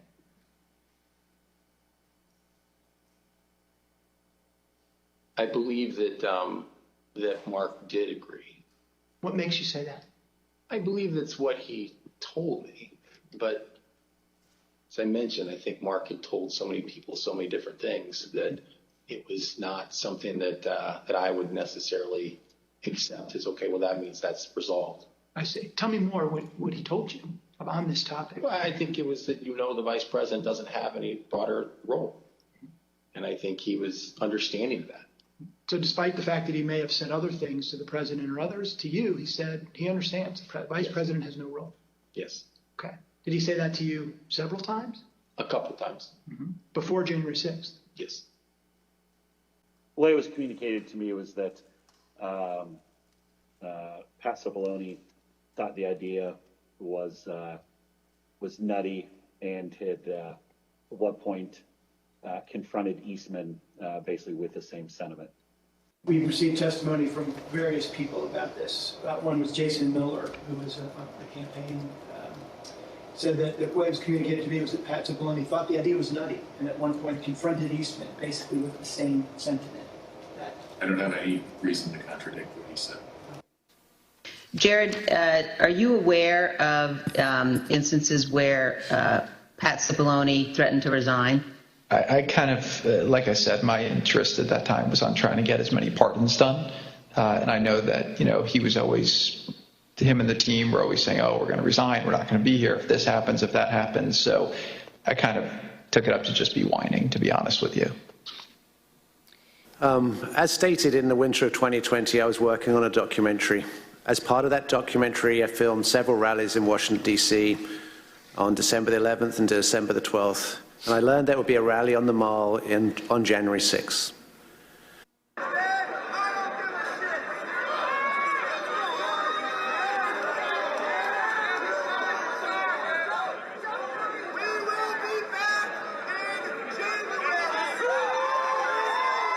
This photo from December 12th shows Flynn and Patrick Byrne, another Trump ally who was present at that December 18th meeting, guarded by indicted oath keeper Roberto Minuta. Another view of this scene shows Oath Keepers leader Stewart Rhodes in the picture as well. In the same time frame, Stone communicated with both the Proud Boys and the Oath Keepers regularly. The committee obtained encrypted content from a group chat called Friends of Stone, FOS, which included Stone, Rhodes, Tarrio, and Ali Alexander. The chat focused on various pro-Trump events in November and December of 2020, as well as January 6th. He needs to know from you that you are with him, that he does not do it now while he is commander-in-chief. We're going to have to do it ourselves later in a much more desperate, much more bloody war. Let's get it on now while he is still the commander-in-chief. Hooah! You oath breakers! Do your fucking job! Give us 1 hour! 1 hour! Documents obtained by the Select Committee indicate that instructions were given to the electors in several states that they needed to cast their ballots in complete secrecy. In one state, the fake electors even asked for a promise that the campaign would pay their legal fees. He told me that the Michigan Republican electors were planning to meet in the Capitol and hide overnight so that they could fulfill the role of casting their vote per law in the Michigan chambers. And I told him in no uncertain terms that that was insane and inappropriate. At the request of the Trump campaign, the electors from these battleground states signed documents falsely asserting that they were the, quote, duly elected electors from their state, and submitted them to the National Archives and to Vice President Pence in his capacity as President of the Senate. Here is what some of the fake elector certificates look like as compared to the real ones. But these ballots had no legal effect. December 14th was the day that the states certified their votes and sent them to Congress. And in my view, that was the end of the matter. I didn't see, I thought that this would lead inexorably to a new administration. I told him that my personal viewpoint was that the Electoral College had met, which is the system that our country is set under to elect a president and vice president. And I believed at that point that the means for him to pursue litigation was probably closed. And you recall what his response, if any, was? He disagreed. In my view, upon the conclusion of litigation was when I began to plan for life after the administration. And so I had to put a call into the president. I might have called on the 13th. We spoke, I believe, on the 14th, in which I conveyed to him that I thought that it was time for him to acknowledge that President Biden had prevailed in the election. But I communicated to the president that when that legal process is exhausted and when the electors have voted, that's the point at which that outcome needs to be expected. I told him that I did believe, yes, that once those legal processes were run, if fraud had not been established, that had affected the outcome of the election, that unfortunately I believed that what had to be done was concede the outcome. Yesterday, electors met in all 50 states. So as of this morning, our country has officially a president-elect and a vice president-elect. Many millions of us had hoped the presidential election would yield a different result. But our system of government has processes to determine who will be sworn in on January the 20th. The Electoral College has spoken. So today I want to congratulate President-elect Joe Biden. An organization called the Allied Security Group issued a report that alleged that the Dominion voting machines in that county had a 68% error rate. The report was widely covered in the media. We were aware of it. We obtained a copy of it on the 14th of December, the day prior. We circulated to the U.S. attorneys in Michigan for their awareness. And we had a number of discussions internally, but the conversation with the president on that day, the 15th, was largely focused on that. And he was essentially saying, have you seen this report? He was adamant that the report must be accurate, that it proved that the election was defective, that he in fact won the election, and the department should be using that report to basically tell the American people that the results were not trustworthy. And he went on to other theories as well, but the bulk of that conversation on December 15th focused on Antrim County, Michigan, and the ASOG report. There was, in fact, in Antrim County, a hand recount. Had nothing to do with the department. The department did not request that. That was pursuant to litigation brought by other parties, but there was a hand recount. So they were able to compare the hand recount to what the machines had reported. And for the ballots that were actually counted by the machine, more than 15,000, there was one error, one ballot. And I did a quick calculation and came up with 0.0063% error rate, which is well within tolerance. I tried to, again, put this in perspective and to try to put it in very clear terms to the president. And I said something to the effect of, sir, we've done dozens of investigations, hundreds of interviews. The major allegations are not supported by the evidence developed. We've looked at Georgia, Pennsylvania, Michigan, Nevada. We're doing our job. Much of the info you're getting is false. And then I went into, for instance, this thing from Michigan, this report about 68% error rate. Reality is it was only 0.0063% error rate, less than 1 in 15,000. So the president accepted that. He said, okay, fine, but what about the others? And again, this gets back to the point that there were so many of these allegations that when you gave him a very direct answer on one of them, he wouldn't fight us on it, but he would move to another allegation. So then I talked about a little bit about the Pennsylvania truck driver. This is another allegation that had come up. And this claim was by a truck driver who believed, perhaps honestly, that he had transported an entire tractor-trailer truck full of ballots from New York to Pennsylvania. And this was, again, out there in the public and discussed. And I essentially said, look, we looked at that allegation. We looked at both ends, both the people who load the truck and the people who unload the truck. And that allegation was not supported by the evidence. Again, he said, okay. And then he said, no, I didn't mention that one. What about the others? And I said, okay, well, with regard to Georgia, we looked at the tape, we interviewed the witnesses. There is no suitcase. The president kept fixating on this suitcase that supposedly had fraudulent ballots and that the suitcase was rolled out from under the table. And I said, no, sir, there is no suitcase. You can watch that video over and over. There is no suitcase. There is a wheeled bin where they carry the ballots, and that's just how they move ballots around that facility. There's nothing suspicious about that at all. I told them that there was no multiple scanning of the ballots. One part of that allegation was that they were taking one ballot and scanning it through 3 or 4 or 5 times to rack up votes, presumably for Vice President Biden. I told them that the video did not support that.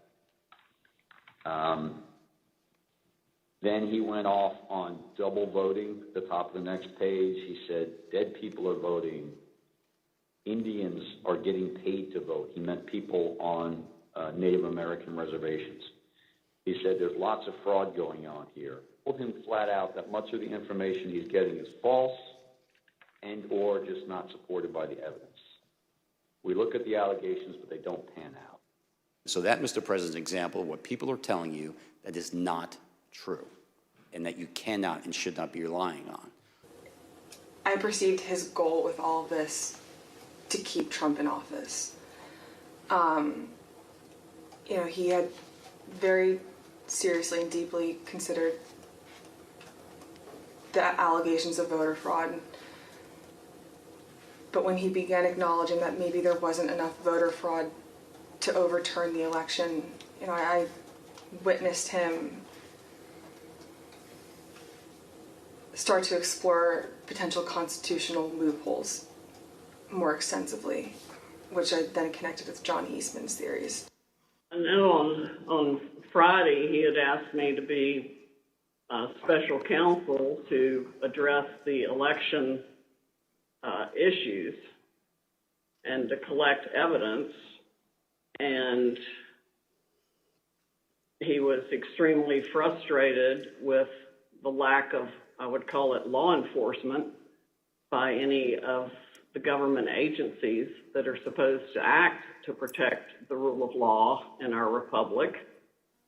The executive order behind me on the screen was drafted on December the 16th, just 2 days after the Electoral College vote, by several of the president's outside advisors over a luncheon at the Trump International Hotel. As you can see here, this proposed order directs the Secretary of Defense to seize voting machines, quote, effective immediately, but it goes even further than that.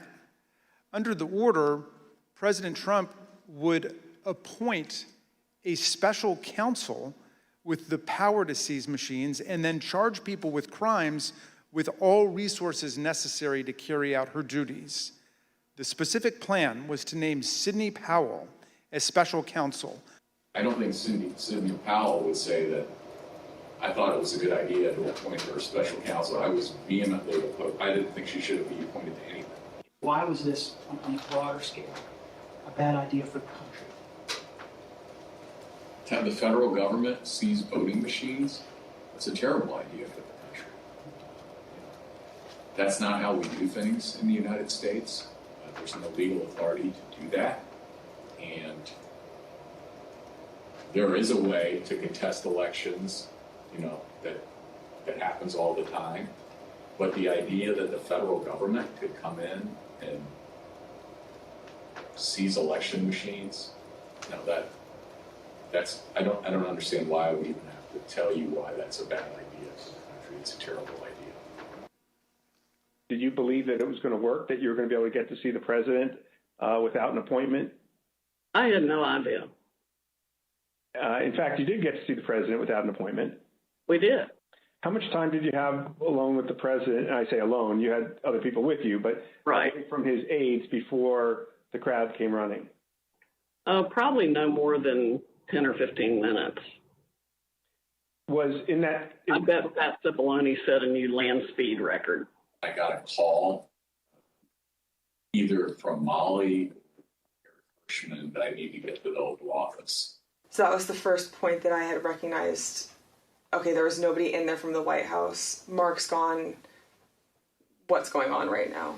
I opened the door and I walked in. I saw General Flynn. I saw Sidney Powell sitting there. I was not happy to see the people in the Oval Office. Explain why. Well, again, I don't think they were providing.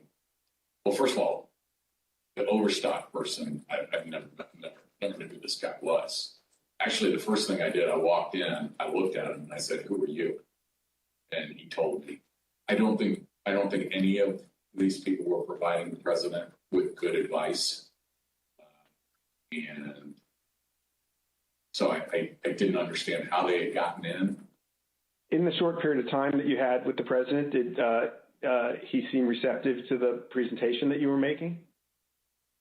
He was very interested in hearing particularly about the CISA finding and the terms of 13848 that apparently nobody else had bothered to inform him of.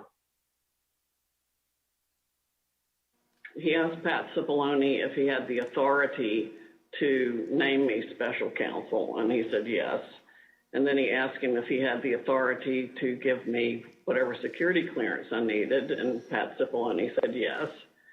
And then the president said, okay, I'm naming her that, and I'm giving her security clearance. And then shortly before we left, and it totally blew up, was when Cipollone and or Hirschman and whoever the other young man was said, you can name her whatever you want to name her, and no one's going to pay any attention to it.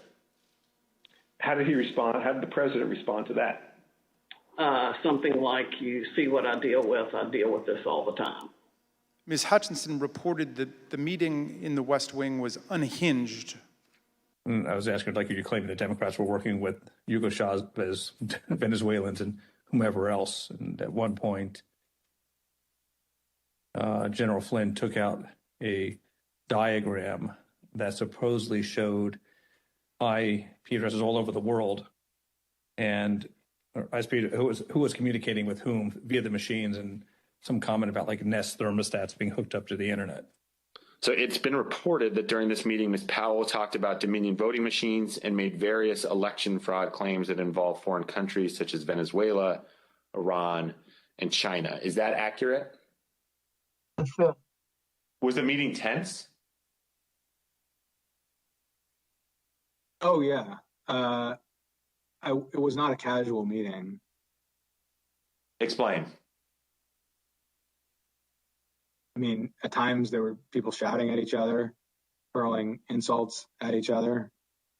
It wasn't just sort of people sitting around on a couch, like, chit-chatting. Do you recall whether he raised to Ms. Powell the fact that she and the campaign had lost all of the 60 cases that they had brought in litigation? Yes, he raised that. And what was the response? I don't remember what she said. I don't think it was a good response. Cipollone and Hirschman and whoever the other guy was showed nothing but contempt and disdain of the president. Yeah, I remember the three of them were really sort of forcefully attacking me verbally. Derek, and we were pushing back, and we were asking one simple question as a general matter. Where is the evidence? So, what response did you get when you asked Ms. Powell and her colleagues, where's the evidence? A variety of responses based on my current recollection, including, can't believe you would say something like, things like this, like, what do you mean, where's the evidence? You should know, and things like that, or, a disregard, I would say, a general disregard for the importance of actually backing up what you say with facts. And, then there was discussion of, well, we don't have it now, but we will have it or whatever. I mean, if it had been me sitting in his chair, I would have fired all of them that night and had them escorted out of the building. But Derek and I both challenged what she was saying. And she says, well, the judges are corrupt. And I was like, everyone? Every single case that you've done in the country you guys lost, every one of them is corrupt, even the ones we appointed? And I'm being nice. I was much more harsh to her. So one of the other things that's been reported that was said during this meeting was that President Trump told White House lawyers, Mr. Hirschman and Mr. Cipollone, that they weren't offering him any solutions, but Ms. Powell and others were. So why not try what Ms. Powell and others were proposing? Do you remember anything along those lines being said by President Trump? I do. That sounds right. I think that it got to the point where the screaming was completely out there. I mean, you got people walk in, it was late at night, it had been a long day, and what they were proposing, I thought was nuts. I'm gonna categorically describe it as, you guys are not tough enough. Or maybe I put it another way, you're a bunch of pussies. Excuse the expression, but I'm almost certain the word was used. Flynn screamed at me that I was a quitter and everything, kept on standing up and turning around and screaming at me. And at a certain point, I had it with him. So I yelled back. I had to come over, or sit your effing ass back down. The president and the White House team went upstairs to the residence, but to the public part of the residence, the big parlor where you can have meetings in the conference room. Oval? They call that the yellow oval? Yes, exactly, the yellow Oval Office. I always called it the upper. And I'm not exactly sure where the Sydney group went. I think maybe the Roosevelt room. And I stayed in the cabinet room, which is kind of cool. I really like that. All by myself. At the end of the day, we landed where we started the meeting, at least from a structural standpoint, which was Sidney Powell was fighting, Mike Flynn was fighting. They were looking for avenues that would result in President Trump remaining President Trump for a second term.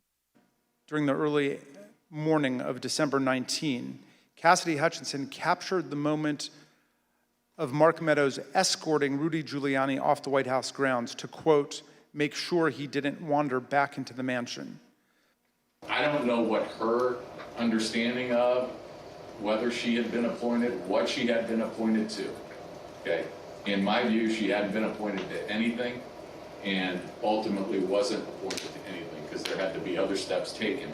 So that was my view when I left the meeting, but she may have a different view and others may have a different view and the president may have a different view. Ms. Powell, the person who President Trump tried to make special counsel, was ultimately sanctioned by a federal court and sued by Dominion Voting Systems for defamation. In her own defense to that lawsuit, Sidney Powell argued that, quote, no reasonable person would conclude that the statements were truly statements of fact. His explosive invitation. Trump repeated his big lie and claimed it was, quote, statistically impossible to have lost the 2020 election before calling for a big protest in D.C. on January 6th. Be there, will be wild. Be there, will be wild. Be there, he instructed them, will be wild. Women for America First, a pro-Trump organizing group, had previously applied for a rally permit for January 22nd and 23rd in Washington, D.C., several days after Joe Biden was to be inaugurated. But in the hours after the tweet, they moved their permit to January 6th, 2 weeks before. This rescheduling created the rally where Trump would eventually speak. You basically put out, come to stop the steal rally, and I felt like I needed to be down here.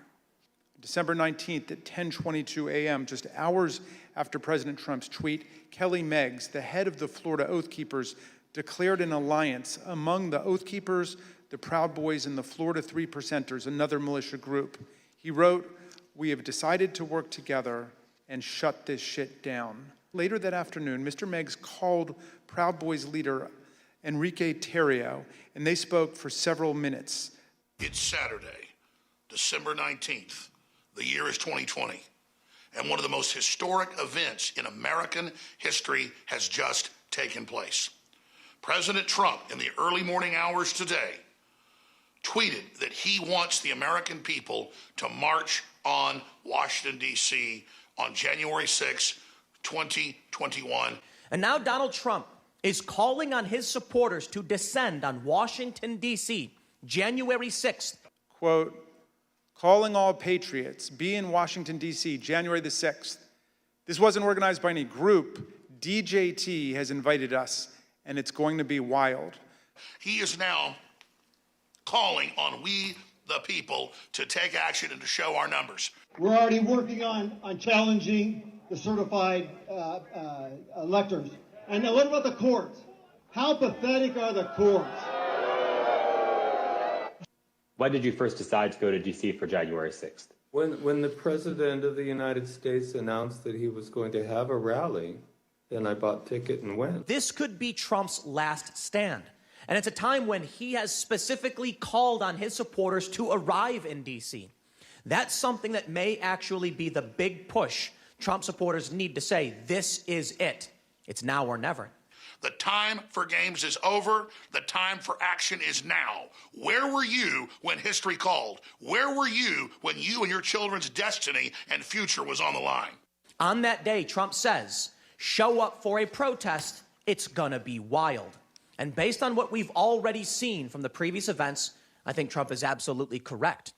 People have been talking about going to D.C. as soon as the election was over. And do you recall whether or not the conversation around those dates centered on the 6th after the president's tweet? Oh, sure. Yeah. I mean, after it was announced that, he was going to be there on the 6th to talk. Yes. Then anything else was kind of shut out, and it was just going to be on the 6th. Okay. And that was pretty clearly reflected in the content on the site? Yeah, sure. Cops don't have standing if they're laying on the ground in a pool of their own blood. Bring handcuffs and wait near the tunnels, wrote one user. A commenter replied, suggesting zip ties instead. One post encouraged others to come with body armor, knuckles, shields, bats, pepper spray, whatever it takes. All of those were used on the 6th. The post concluded, join your local Proud Boys chapter as well. The Donald.win featured discussions of the tunnels beneath the Capitol complex, suggestions for targeting members of Congress, and encouragement to attend this once-in-a-lifetime event. Then when they were clearly across, not just across one platform, but across multiple platforms of these groups coordinating, not just like chatting, hey, how's it going, what's the weather like where you're at, but like, what are you bringing, what are you wearing, where do we meet up? Do you have plans for the Capitol? That's operational. That's like pre-operational intelligence, right? And that is something that's clearly alarming. A day later, the Department of Justice describes how the Proud Boys created a chat called the Ministry of Self-Defense Leadership Chat. In this chat, the Proud Boys established a command structure in anticipation of coming back to D.C. on January 6th. It felt as if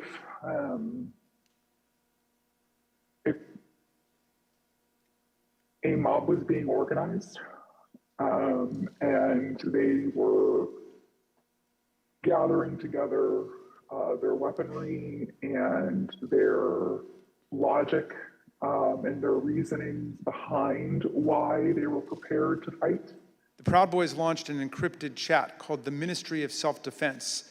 The committee obtained hundreds of these messages, which show strategic and tactical planning about January the 6th, including maps of Washington, D.C. that pinpoint the location of police. In the weeks leading up to the attack, leaders in both the Proud Boys and the Oath Keepers worked with Trump allies. My concern was that the former president, for seemingly the first time, was speaking directly to extremist organizations and giving them directives. We had not seen that sort of direct communication before. And that concerned me. I very much believe that Donald Trump posting this tweet on December 19th was essentially staking a flag in DC on January 6th for his supporters to come and rally. And you were concerned about the potential for this gathering becoming violent? Absolutely. We got derogatory information from OSINT suggesting that some very, very violent individuals were organizing to come to D.C. And not only were they organizing to come to D.C., but they were these groups, these non-aligned groups were aligning. And so all the red flags went up at that point. When you have armed militia, collaborating with white supremacy groups, collaborating with conspiracy theory groups online, all toward the common goal, you start seeing what we call in terrorism a blended ideology, and that's a very, very bad sign. Ali Alexander, leader of the Stop the Steal organization and a key mobilizer of Trump supporters, registered wildprotest.com, named after Trump's tweet. WildProtest.com provided comprehensive information about numerous newly organized protest events in Washington. It included event times, places, speakers, and details on transportation to Washington, D.C. January 6th, I'm joining with the fighters in the Congress, and we are going to object to electors from states that didn't run clean elections. Democracy is left undefended if we accept the result of a stolen election without fighting with every bit of vigor we can muster. To the extent that there's an investigation, I think that it's being handled responsibly and professionally currently within the department. And to this point, I have not seen a reason to appoint a special counsel, and I have no plan to do so before I leave. The President's private schedule for December 21st, 2020 shows a private meeting with Republican members of Congress. We know that Vice President Pence, Chief of Staff Mark Meadows, and Rudy Giuliani also attended that meeting. We obtained an email that was sent from Congressman Mo Brooks of Alabama to Mark Meadows setting up that meeting. The subject line is White House meeting December 21st regarding January 6th. In his email, Congressman Brooks explained that he had not asked anyone to join him in the, quote, January 6th effort, because in his view, quote, only citizens can exert the necessary influence on senators and congressmen to join this fight against massive voter fraud and election theft. I was the only new member at the meeting. I called President Trump on Saturday and said, we've got to have a meeting. There's many of us that feel like this election has been stolen. President Trump's Chief of Staff, Mark Meadows, tweeted about that meeting right after it happened. He said, quote, several members of Congress just finished a meeting in the Oval Office with President Donald Trump, preparing to fight back against mounting evidence of voter fraud. Stay tuned. The problem is we need a party that's going to fight, and we have some great congressmen and women that are doing it, and we have others, some great fighters, but we won this in a landslide. They know it. And we need backing from, like, the Justice Department, and other people have to finally step up. The Select Committee obtained records from the National Archives that show that Scott Perry was one of the congressmen who joined that meeting. That the very next day, Representative Perry returned to the White House. This time he brought a Justice Department official named Jeffrey Clark. Was it your understanding that Representative Perry was pushing for a specific person to take over the department? He wanted Mr. Jeff Clark to take over the Department of Justice. You know, it's just, you have the most important job in the country right now, because if we win Georgia, first of all, if we win, you're going to have two wins. They're not going to win right now. You know, they're down because the people of Georgia are so angry at what happened to me. They know I won by hundreds of thousands of votes. It wasn't close. Hopefully, you know, I will, when the right answer comes out, you'll be praised. I mean, I don't know why, you know, they made it so hard.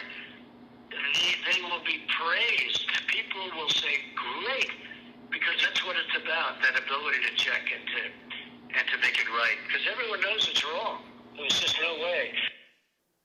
Anyway, but whatever you can do, Francis, it would be, it's a great thing. It's an important thing for the country. So important. You have no idea it's so important. Well, and I very much appreciate it. Do you think they'll be working after Christmas? Keep it going fast? Because, you know, we have that date of the 6th, which is a very important date. In response to the tweet, one member, the president of the Florida chapter, put on social media, the president called us to the Capitol. He wants us to make it wild. Why don't we just kill them, every last Democrat, down to the last man, woman, and child? In an email produced to the Select Committee, Dr. Eastman told a Trump campaign representative that it did not matter that the electors had not been approved by a state authority. Quote, the fact that we have multiple slates of electors demonstrates the uncertainty of either. That should be enough. He urged that Pence act boldly and be challenged. President Trump retweeted a memo from an individual named Ivan Reichlin entitled Operation Pence Card that called on the vice president to refuse the Electoral College votes from certain states that had certified Joe Biden as the winner. So between December 23rd and January 3rd, the president either called me or met with me virtually every day, with one or two exceptions like Christmas Day. He said, quote, After seeing the massive voter fraud in the 2020 presidential election, I disagree with anyone that thinks a strong, fast, and fair special counsel is not needed immediately. This was the most corrupt election in the history of our country, and it must be closely examined. He wanted to talk about that he thought the election had been stolen or was corrupt, and that there was widespread fraud. And I had told him that our reviews had not shown that to be the case.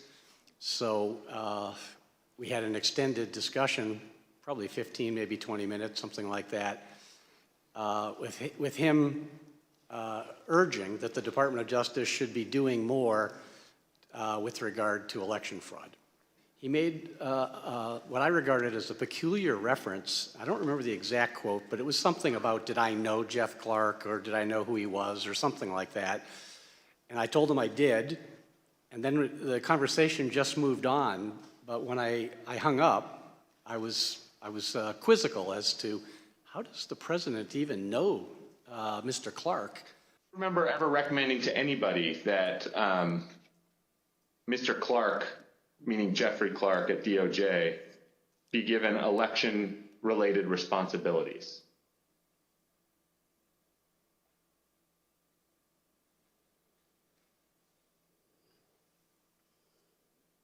You mean beyond the president? Correct.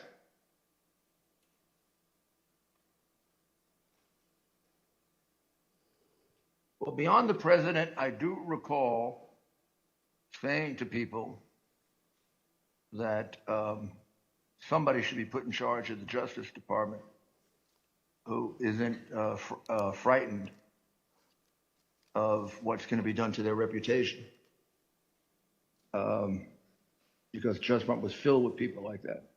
It's time for the day of the rope. White revolution is the only solution. Because I had been quizzical about why his name had come up, I called him and I tried to explore if he would share if there was something I ought to know. And after some back and forth, he acknowledged that shortly before Christmas, he had gone to a meeting in the Oval Office with the president. That, of course, surprised me, and I asked him, how did that happen? And he was defensive. He said it had been unplanned, that he had been talking to someone he referred to as General Perry, but I believe is Congressman Perry, and that unbeknownst to him, he was asked to go to a meeting and he didn't know it, but it turned out it was at the Oval. He found himself at the Oval Office, and he was apologetic for that. And I said, well, you didn't tell me about it. It wasn't authorized, and you didn't even tell me after the fact. You know, this is not appropriate. But he was contrite and said it had been inadvertent and it would not happen again, and that if anyone asked him to go to such a meeting, he would notify Rich Donahue and me. Representative Perry requested that Mr. Clark be elevated within the department. Representative Perry tells Mr. Meadows on December 26th that, quote, Mark, just checking in as time continues to count down. 11 days to January 6th and 25 days to inauguration, we've got to get going. Representative Perry followed up and says, quote, Mark, you should call Jeff. I just got off the phone with him, and he explained to me why the principal deputy won't work, especially with the FBI. They will view it as not having the authority to enforce what needs to be done. Mr. Meadows responds with, I got it. I think I understand. Let me work on the deputy position. Representative Perry then texts, Roger, just sent you something on Signal. Just sent you an updated file. Did you call Jeff Clark? At this point, Mr. Clark had told us that the president had asked him to consider whether he would be willing to replace me, supposedly on a timetable by Monday, the 4th. And so I had told Mr. Clark I thought he was making a colossal error in judgment, but I also hoped to persuade him to be more rational and to understood what we had understood, that there's not a factual basis for the fraud assertions that are being made. So at this meeting, Mr. Donahue and I met with Mr. Clark, and I guess my hopes were disappointed in that Mr. Clark continued to express the view that he thought there was fraud, even though he had not been a participant in the department's review of that, and that he was dissatisfied that we knew what we were doing. So, but he had acknowledged that he had had further, I don't know if it was meeting or phone calls or what, but further discussion with the president, despite having, a week earlier said that if he wouldn't do that, and if he did, if he got an invitation to do that, he would let Rich Donahue or me know. So it was a contentious meeting where we were chastising him that he was insubordinate, he was out of line, he had not honored his own representations of what he would do, and he raised again that he thought that letter should go out, and we were not receptive to that. And I recall toward the end saying, what you're proposing is nothing less than the United States Justice Department meddling in the outcome of a presidential election. Rather than try to address a counterfactual or a hypothetical, let me just say, there were instances where the president would say, people are telling me this, or I've heard this, or I saw on television, this impropriety in Atlanta or Pennsylvania or something. And we were in a position to say, our people have already looked at that, and we know that you're getting bad information, that's not correct. It's been demonstrated to be incorrect from our point of view, have been debunked. A month and a half or so after the election day, and at that meeting, various allegations of fraud were discussed, and Eric and Pat didn't, told the group, the president included, that none of those allegations had been substantiated to the point where they could be the basis for any litigation challenge to the election.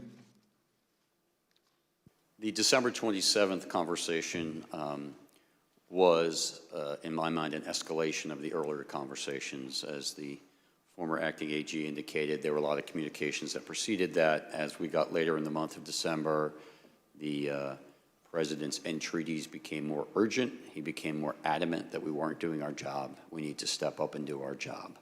And he had this arsenal of allegations that he wanted to rely on. And so I felt in that conversation that was incumbent on me to make it very clear to the president what our investigations had revealed, and that we had concluded, based on actual investigations, actual witness interviews, actual reviews of documents, that these allegations simply had no merit. And I wanted to try to cut through the noise, because it was clear to us that there were a lot of people whispering in his ear, feeding him these conspiracy theories and allegations.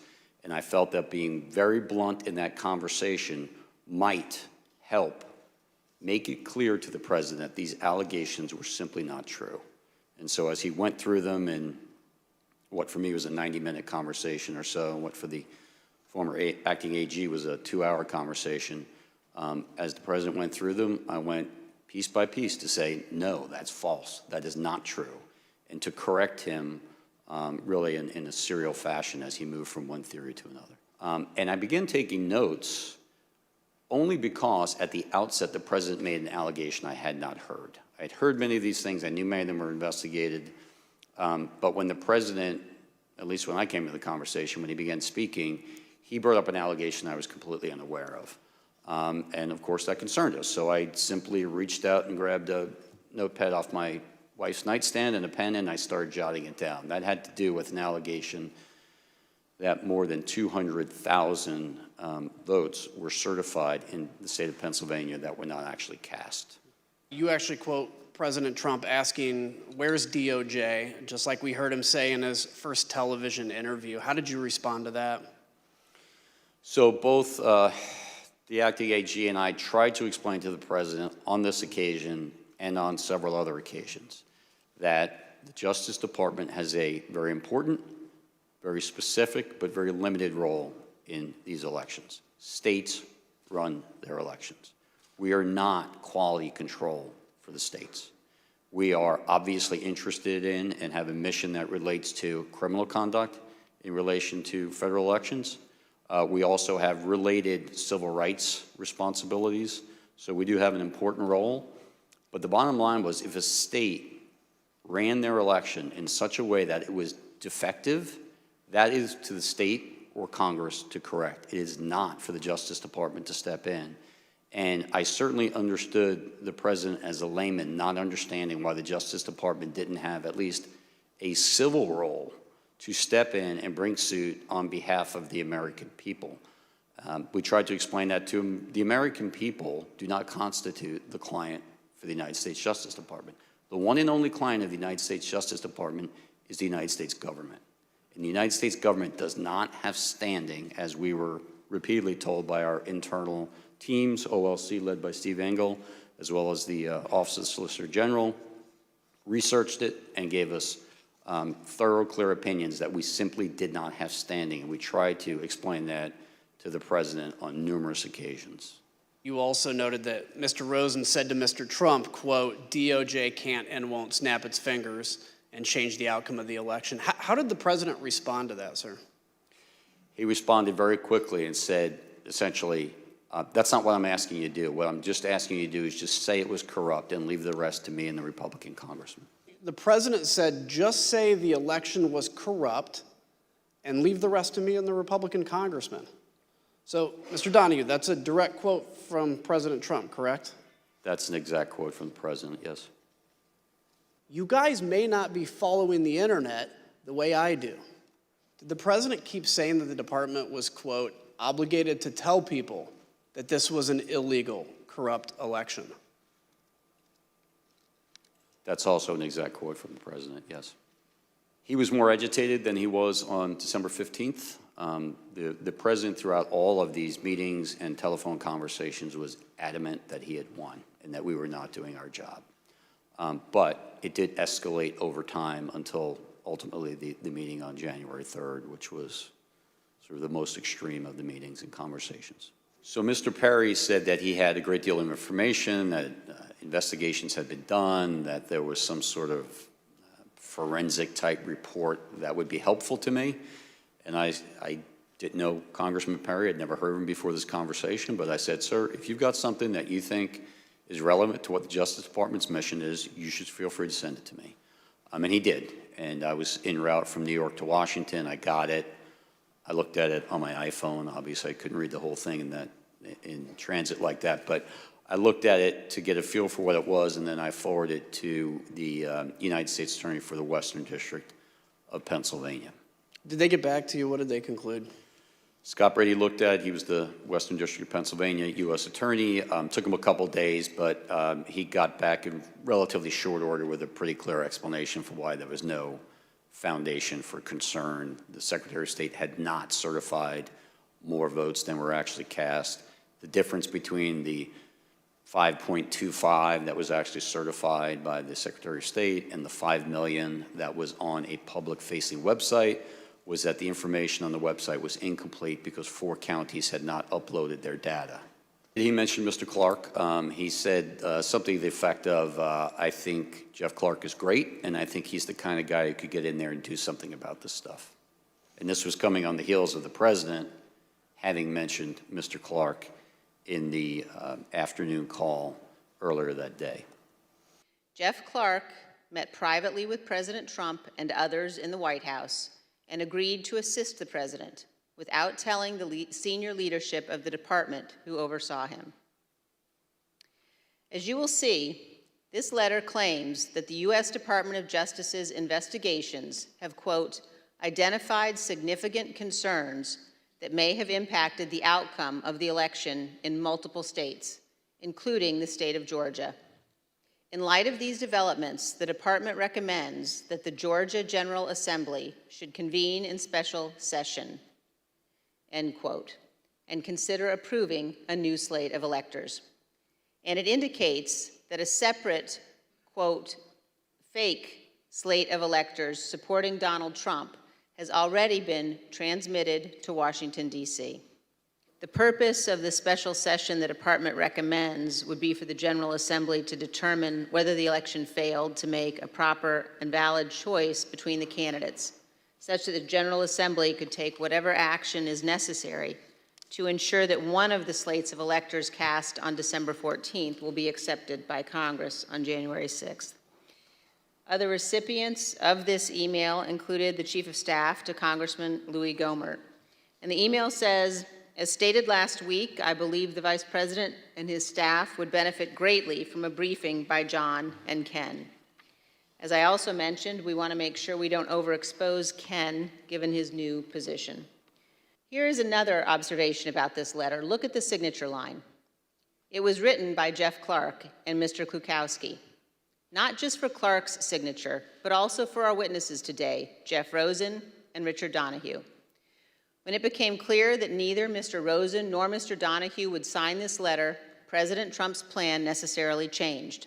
Well, I had to read both the email and the attached letter twice to make sure I really understood what he was proposing, because it was so extreme to me. I had a hard time getting my head around it initially.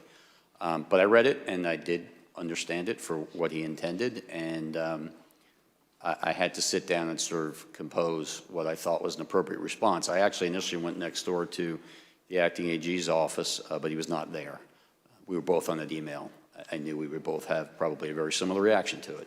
He was not in his office, so I returned to my office, and I sat down to draft a response because I thought it was very important to give a prompt response rejecting this out of hand. There were, in my response, I explained a number of reasons this is not the department's role to suggest or dictate to state legislatures how they should select their electors.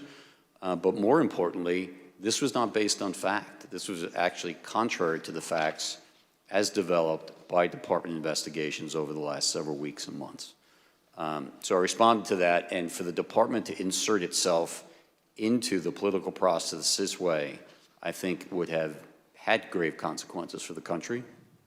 It may very well have spiraled us into a constitutional crisis, and I wanted to make sure that he understood the gravity of the situation because he didn't seem to really appreciate it.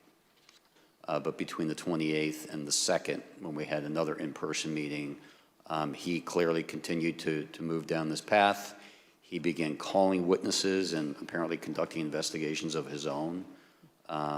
He got a briefing from DNI about purported foreign intelligence interference. And we thought perhaps once it was explained to him that there was no basis for that part of his concern, that he would retreat. But instead he doubled down and said, well, okay, so there's no foreign interference. I still think there are enough allegations out there that we should go ahead and send this letter, which shocked me even more than the initial one, because you would think after a couple days of looking at this, he, like we, would have come to the same conclusion that it was completely unfounded. Here's an email from Rudy Giuliani's lead investigator, Bernie Carrick, on December 28, 2020, to Chief of Staff Mark Meadows. Mr. Carrick did not mince any words. We can do all the investigations we want later, but if the president plans on winning, it's the legislators that have to be moved, and this will do just that, in a letter that his lawyer wrote to us in November.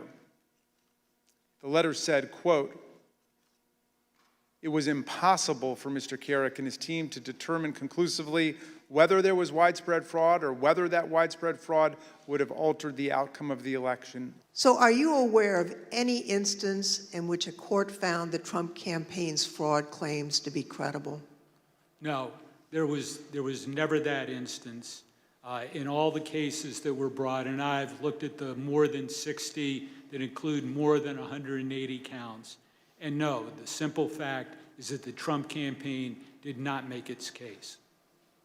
You can see behind me a few excerpts from the decisions in these 62 cases.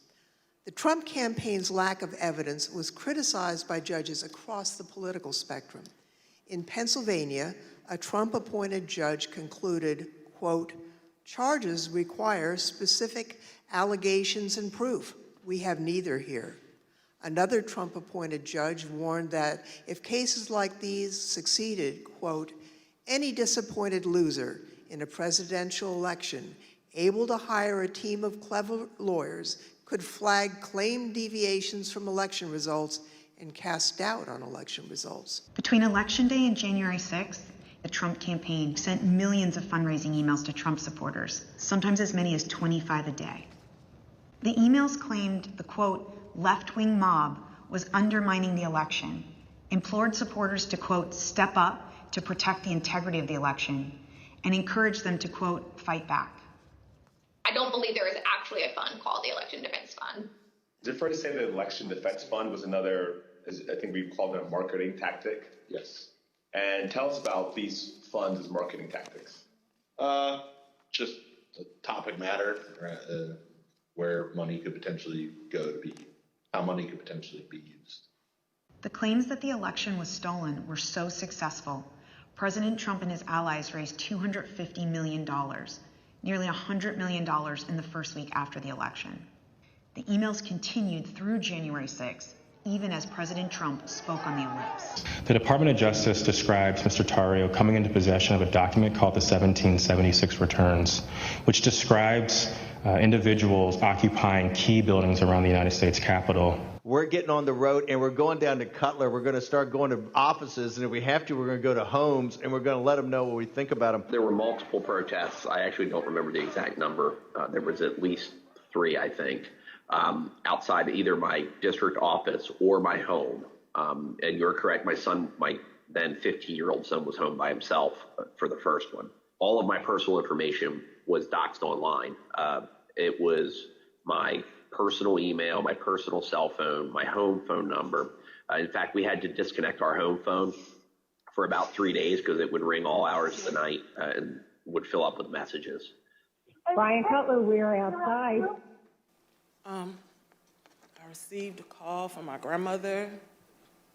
This woman is my everything. I've never even heard her or seen her cry ever in my life.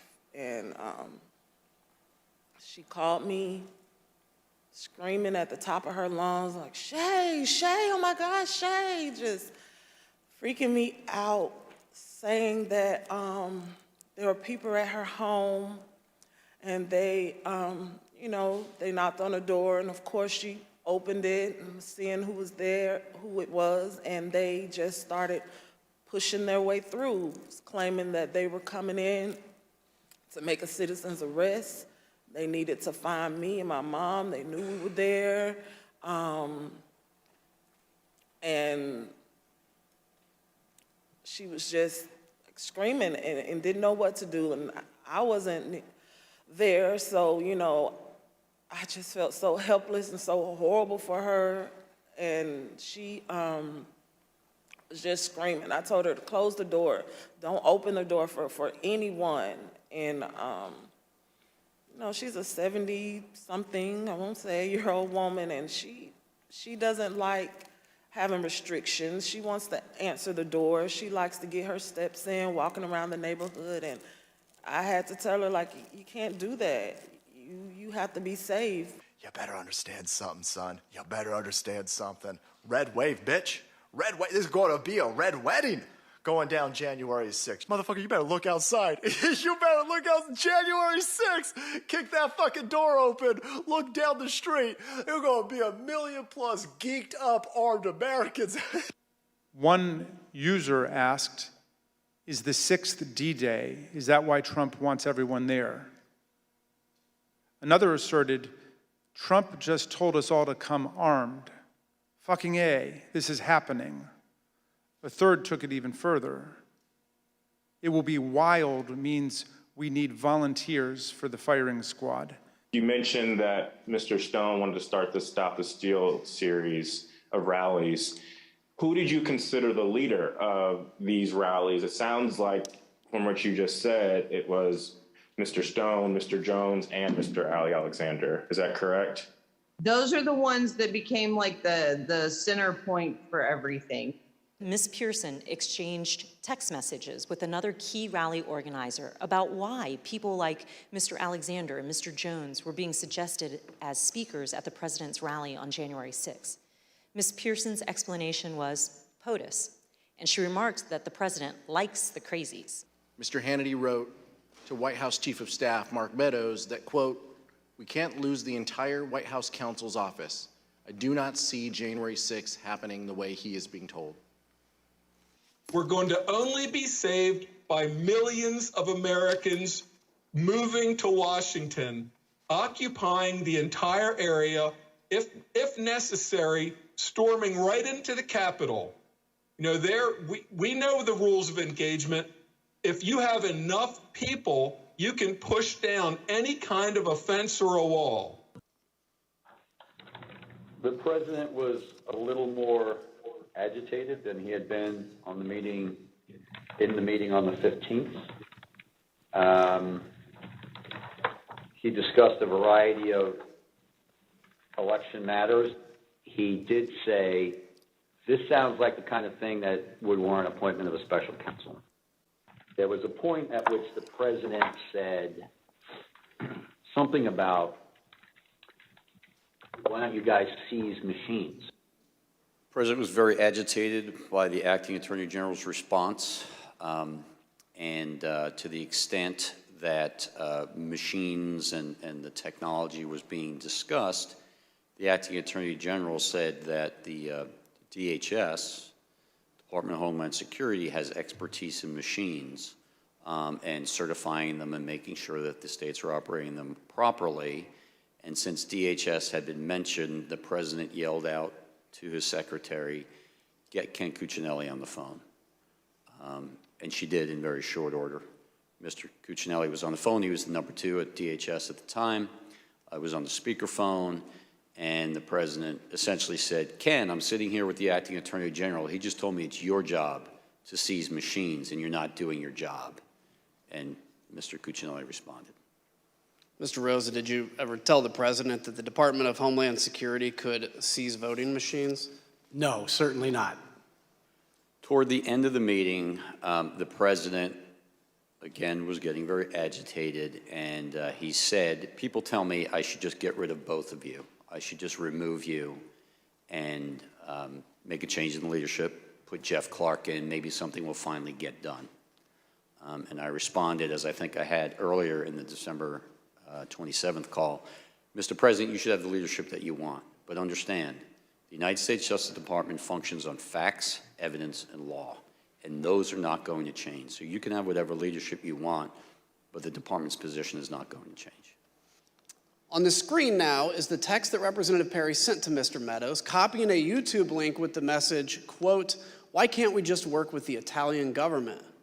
The next day, the president's chief of staff sent the YouTube link to Mr. Rosen, who forwarded it to Mr. Donahue. Mr. Donahue, did you watch this video? I did, Congressman. How long was the video? Approximately 20 minutes. Let's just take a look at an excerpt of that video, if we may. What's being said out of Rome, out of Italy, is that this was done in the U.S. Embassy. That there was a certain State Department guy whose name I don't know yet. I guess this is probably going to come out in Italy at some point. And he was the mastermind, not the mastermind, but anyway, the guy running the operation of changing the votes.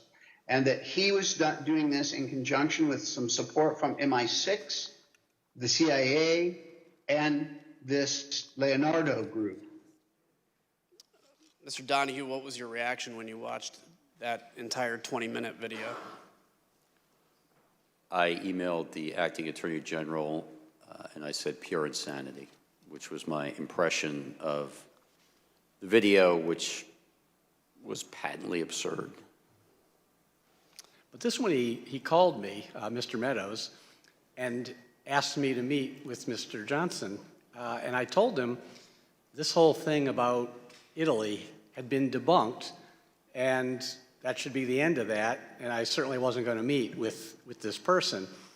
And he initially seemed to accept that. He said, you know, well, why won't you meet with him? I said, because if he has real evidence, which this video doesn't show, he can walk into an FBI field office anywhere in the United States. There's 55 of them. And he said, okay. But then he called me back a few minutes later and complained and said, I didn't tell you, but this fellow Johnson is working with Rudy Giuliani, And Mr. Giuliani is really offended that you think they have to go to a FBI field office.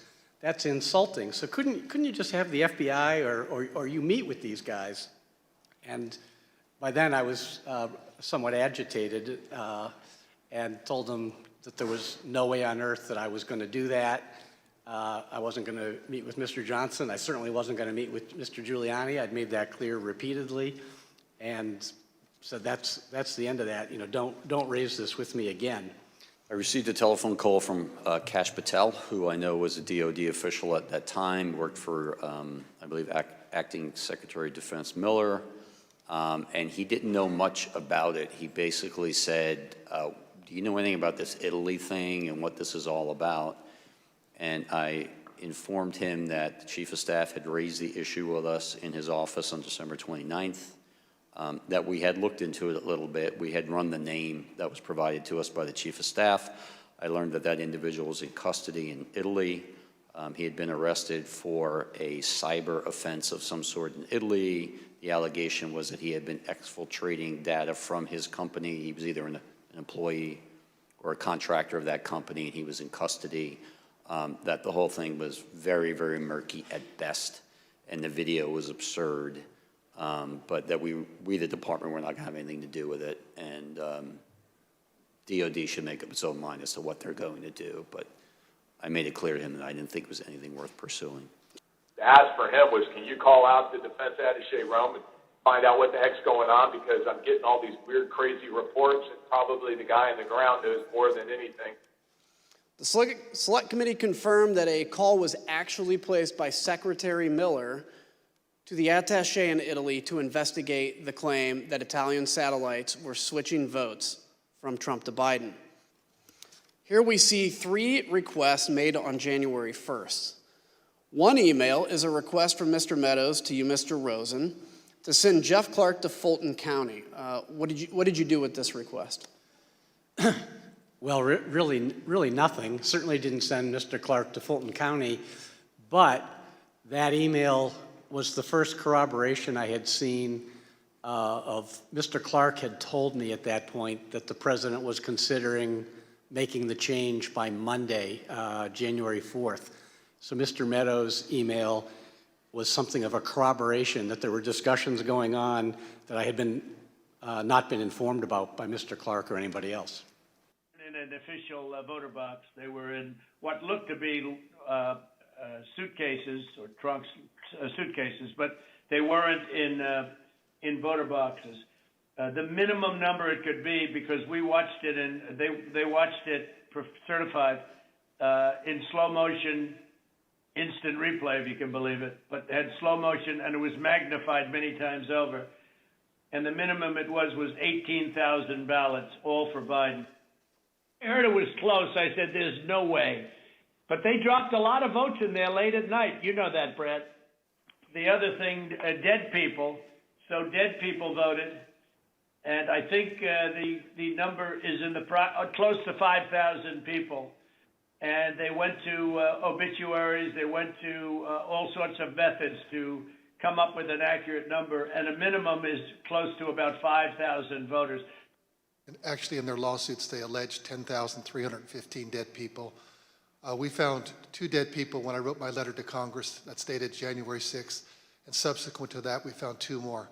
That's 1, 2, 3, 4 people, not 4,000, but just a total of 4, not 10,000, not 5,000. And there's nothing wrong with saying that,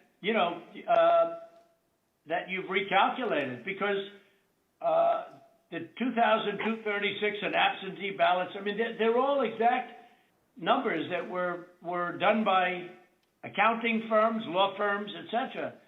And even if you cut them in half, and cut them in half again, it's more votes than we need. President, they did not put that. We did an audit of that, and we proved conclusively that they were not scanned 3 times. Yeah, Mr. President, we'll send you the link from WSB that doesn't. I don't care about a link. I don't need it. I have a much better link.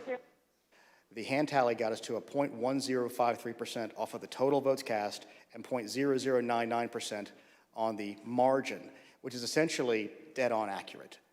There's no way they could. Then they're incompetent. They're either dishonest what did or they find? incompetent, okay? There's only two answers, dishonesty or incompetence. There's just no way. Look, there's no way. I think you're going to find that they are shredding ballots because they have to get rid of the ballots because the ballots are unsigned. The ballots are corrupt. And they're brand new and they don't have seals. And there's a whole thing with the ballots, but the ballots are corrupt. And you're going to find that they are, which is totally illegal. It's more illegal for you than it is for them because you know what they did and you're not reporting it. That's a criminal offense. And you can't let that happen. That's a big risk to you and to Ryan, your lawyer. That's a big risk. So, look, all I want to do is this. I just want to find 11,780 votes, which is one more than we have, because we won the state. And I watched you this morning, and you said, well, there was no criminality, but I mean, all of this stuff is very dangerous stuff. When you talk about no criminality, I think it's very dangerous for you to say that. We had at least 18,000 that's on tape. We had them counted very painstakingly. 18,000 voters having to do with Ruby Freeman. She's a vote scammer, a professional vote scammer and hustler. I felt horrible. I felt like it was all my fault. Like, if I would have never decided to be an elections worker, like, I could have done anything else, but that's what I decided to do. And now people are lying and spreading rumors and lies and attacking my mom. I'm her only child. Going to my grandmother's house. I'm her only grandchild. And my kid. It's just, I felt so bad. I just felt bad for my mom, and I felt horrible for picking this job and being the one that always wants to help and always there, and never missing not one election. I just felt like it was my fault for putting my family in this situation. Why wouldn't you want to find the right answer, Brad, instead of keep saying that the numbers are right? So look, can you get together tomorrow? And Brad, we just want the truth. It's simple. And everyone's going to look very good if the truth comes out. It's okay. It takes a little while, but let the truth come out. And the real truth is I won by 400,000 votes, at least. So what are we going to do here, folks? I only need 11,000 votes. Fellas, I need 11,000 votes. Give me a break. Here's the president retweeting a post from one of his allies, a lawyer who was later sanctioned by a judge in Michigan for making false claims of election fraud. Let's take a look at that tweet. The tweet read, quote, President Trump, @real Donald Trump, is a genuinely good man. He does not really like to fire people. I bet he dislikes putting people in jail, especially, quote unquote, Republicans. He gave @Brian Kemp, Georgia, and @Georgia Secretary of State every chance to get it right. They refused. They will soon be going to jail. Are we to assume that this is going to be a climactic battle? Well, I think a lot of that depends on the courage and the spine of the individuals involved. That would be a nice way to say a guy named Vice President Mike Pence? Yes. Good afternoon.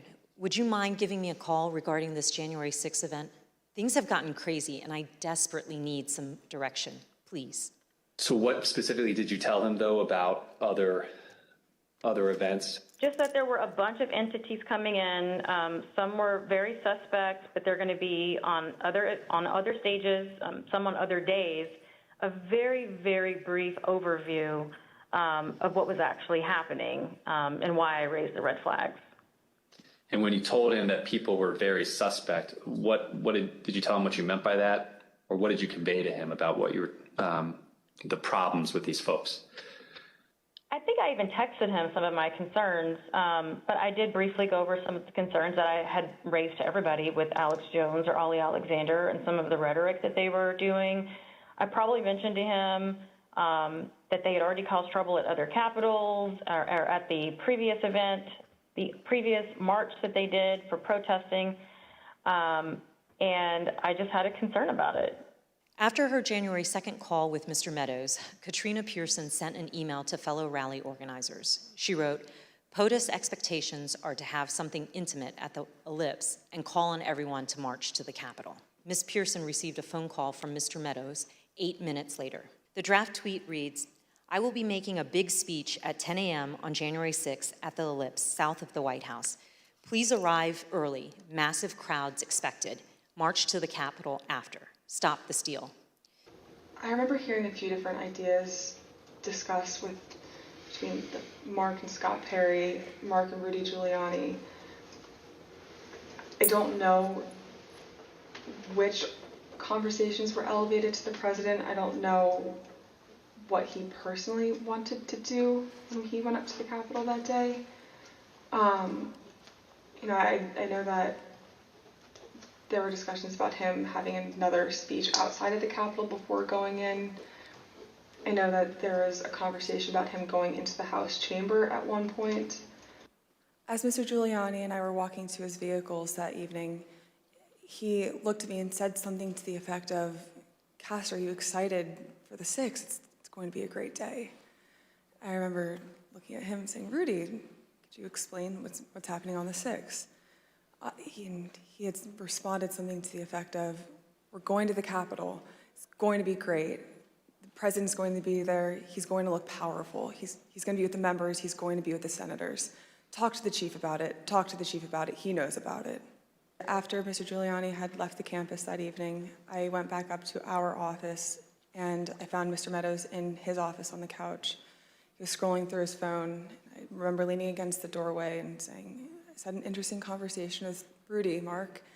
Sounds like we're going to go to the Capitol." He didn't look up from his phone and said something to the effect of, "There's a lot going on, Cass, but I don't know. Things might get real, real bad on January 6th. When hearing Rudy's take on January 6th and then Mark's response, that evening was the first moment that I remember feeling scared. I recall hearing the word Oath Keeper and hearing the word Proud Boys closer to the planning of the January 6th rally when Mr. Giuliani would be around. Encrypted chats obtained by the Select Committee showed that Kelly Meggs, the indicted leader of the Florida Oath Keepers, spoke directly with Roger Stone about security on January 5th and 6th. The ultimate date of significance is January 6th. This is how the process works. The ultimate arbiter here, the ultimate check and balance is the United States Congress. And when something is done in an unconstitutional fashion, which happened in several of these states, we have a duty to step forward and have this debate and have this vote on the 6th of January. The Capitol Police noted that the Proud Boys and other groups planned to be in Washington, D.C. on January 6th and indicated that, quote, unlike previous post-election protests, the targets of the pro-Trump supporters are not necessarily the counter-protesters as they were previously, but rather Congress itself is the target on the 6th. On Sunday the 3rd, he told me that the timeline had moved up and that the president had offered him the job and that he was accepting it. When he told me that he would be replacing me, he said that he had asked to see me alone, because usually he had met with me and Mr. Donahue, because he thought it would be appropriate in light of what was happening to at least offer me that I could stay on as his deputy. I thought that was preposterous. Told him that was nonsensical and that there's no universe where I was going to do that, to stay on and support someone else doing things that were not consistent with what I thought should be done. So I didn't accept that offer, if I can put it that way. He again raised with both of us that he wanted us to, both to sign that letter, actually. So in that meeting, did Mr. Clark say he would turn down the president's offer if you reversed your position and signed the letter? Yes. I did 4 things as soon as Mr. Clark left my office on that Sunday, the 3rd. Number 1, I called Mark Meadows and said I need to see the president right away. And he was agreeable and set up a meeting for 6:15 that Sunday, so about 2 hours away. 2, I called Pat Cipollone, the White House counsel, told him what was going on, and he said he would go into the White House to make sure he was at the meeting and he would be supporting the Justice Department's position as he had been doing consistently. 3, I called Steve Engel, who was, I was at the department, it was a Sunday, but there had been some reasons I needed to be there. Mr. Engel, I called at home and asked him if he would come in and go to the meeting, which he did. It proved to be quite helpful. And then number 4, I asked Rich Donahue and Pat Hovakimian, who had previously been my chief of staff, to get the department's senior leadership on a call and let them know what was going on, and which they did. And then Eric Hirschman called me to tell me that he was going to go to the meeting and that he would be supporting the Department of Justice position as well. So I knew that the meeting was on course and that I would have a number of people supportive of the Department of Justice's approach and not supportive of Mr. Clark's approach. Yes, so obviously it was a bit of a scramble that afternoon to prepare for the Oval Office meeting. We had discussed on several occasions, the Acting Attorney General and I, whether we should expand the circle of people who knew what was going on. It was very important that Steve Engel know, and that's why I reached out to Steve on December 28th, because if Mr. Rosen were removed from the seat and the President did not immediately appoint someone else to serve as Attorney General, just by function of the department's chain of succession, Mr. Engel would be in the seat. We wanted to make sure he knew what was going on should that occur. So the 3 of us knew. We also brought Pat Hovakimian in, so the 4 of us knew. But no one else, aside from Jeff Clark, of course, knew what was going on until late that Sunday afternoon.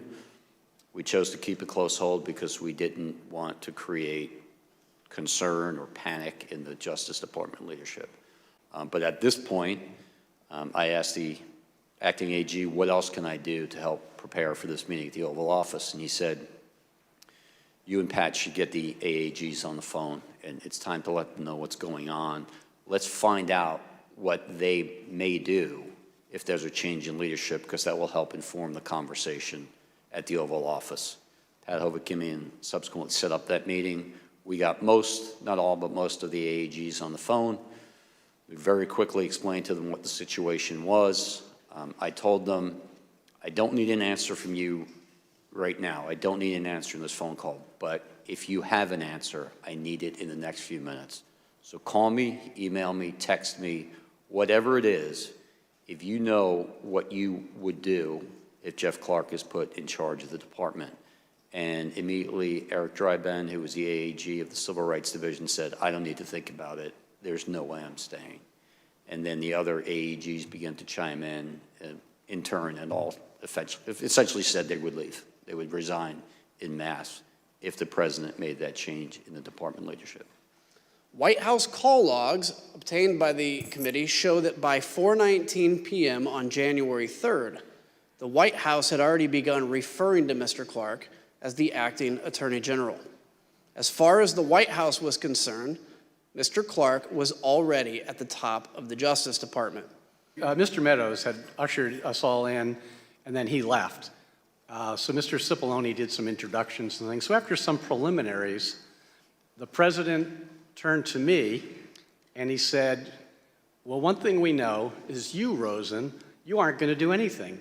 You don't even agree with the claims of election fraud. And this other guy at least might do something.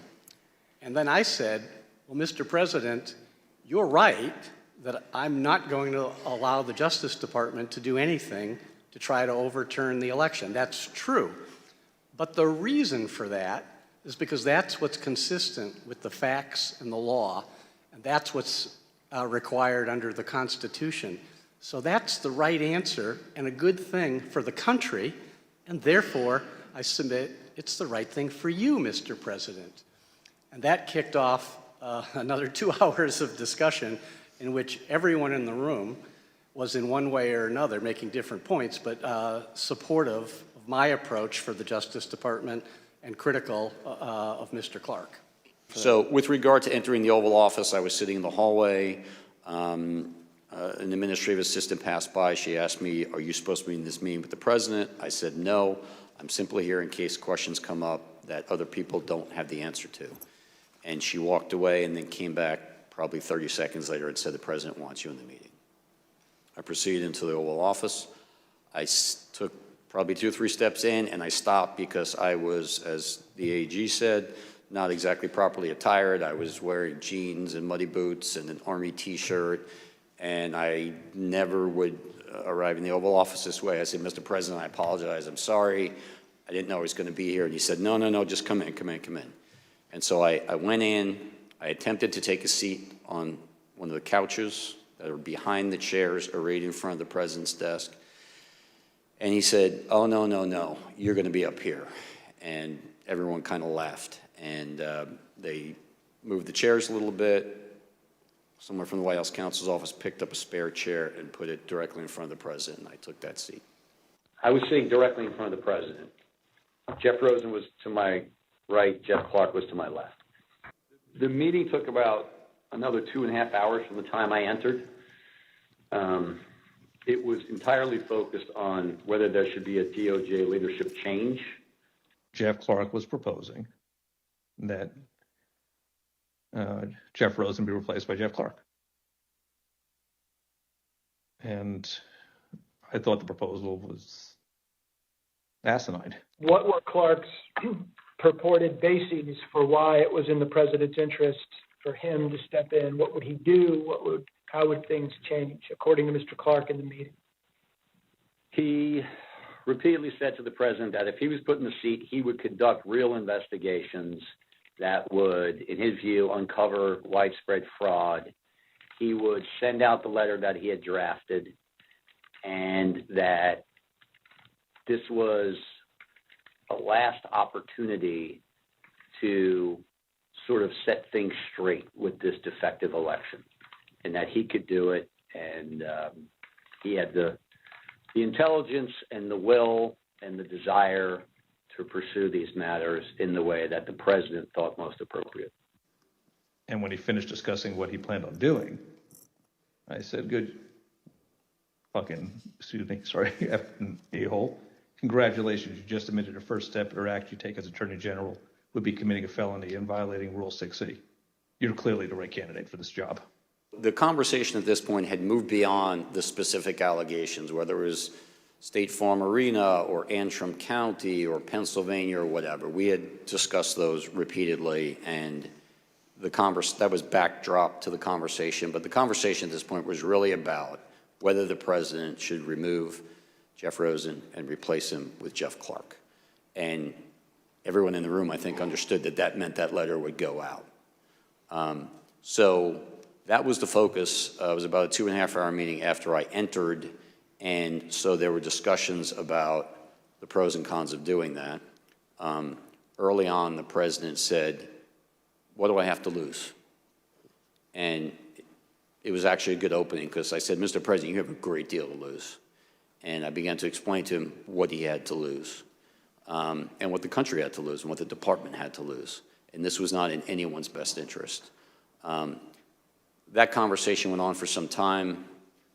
Everyone essentially chimed in with their own thoughts, all of which were consistent about how damaging this would be to the country, to the department, to the administration, to him personally. And at some point, the conversation turned to whether Jeff Clark was even qualified, competent to run the Justice Department, which in my mind, he clearly was not. And it was a heated conversation. I thought it was useful to point out to the president that Jeff Clark simply didn't have the skills, the ability, and the experience to run the department. And so I said, Mr. President, you're talking about putting a man in that seat who has never tried a criminal case, who's never conducted a criminal investigation. He's telling you that he's going to take charge of the department, 115,000 employees, including the entire FBI, and turn the place on a dime and conduct nationwide criminal investigations that will produce results in a matter of days. It's impossible, it's absurd, it's not going to happen, and it's going to fail. He has never been in front of a trial jury, a grand jury. He's never even been to Chris Wray's office I said at one point, if you walked into Chris Wray's office, one, would you know how to get there? And two, if you got there, would he even know who you are? And do you really think that the FBI is going to suddenly start following your orders? It's not going to happen. He's not competent. And that's the point at which Mr. Clark tried to defend himself by saying, well, I've been involved in very significant civil and environmental litigation. I've argued many appeals in appellate courts and things of that nature. And then I pointed out that, yes, he was an environmental lawyer, and I didn't think that was appropriate background to be running the United States Justice Department. I made the point that Jeff Clark is not even competent to serve as the Attorney General. He's never been a criminal attorney. He's never conducted a criminal investigation in his life. He's never been in front of a grand jury, much less a trial jury. And he kind of retorted by saying, well, I've done a lot of very complicated appeals and civil litigation, environmental litigation, and things like that. And I said, that's right, you're an environmental lawyer. How about you go back to your office and we'll call you when there's an oil spill? And he was making a pitch, and every time he would get clobbered over the head, he would say, like a call to order, the president's your decision, you get the chance to make this decision, and you've heard everybody and you can make your determination. And then we jump back in and really clobber him. Did anybody in there support Mr. Clark? No one. I thought Clark's proposal was nuts. I mean, this guy said at a certain point, listen, the best I can tell is the only thing you know about environmental and elections challenges is they both start with E. And based on your answer tonight, I'm not even certain you know that. The president said, suppose I do this. Suppose I replace him, Jeff Rosen, with him, Jeff Clark. What do you do? And I said, Mr. President, I'm going to resign immediately. I'm not working 1 minute for this guy, who I had just declared was completely incompetent. And so the president immediately turned to Mr. Engel, and he said, Steve, you wouldn't resign, would you? And he said, absolutely, I would, Mr. President. You leave me no choice. My recollection is that when the president turned to me and said, Steve, you wouldn't leave, would you? I said, Mr. President, I've been with you through 4 attorneys general, including 2 acting attorney general, but I couldn't be part of this. And then I said, and we're not the only ones. No one cares if we resign. If Steve and I go, that's fine. It doesn't matter. But I'm telling you what's going to happen. You're going to lose your entire department leadership. Every single AAG will walk out on you.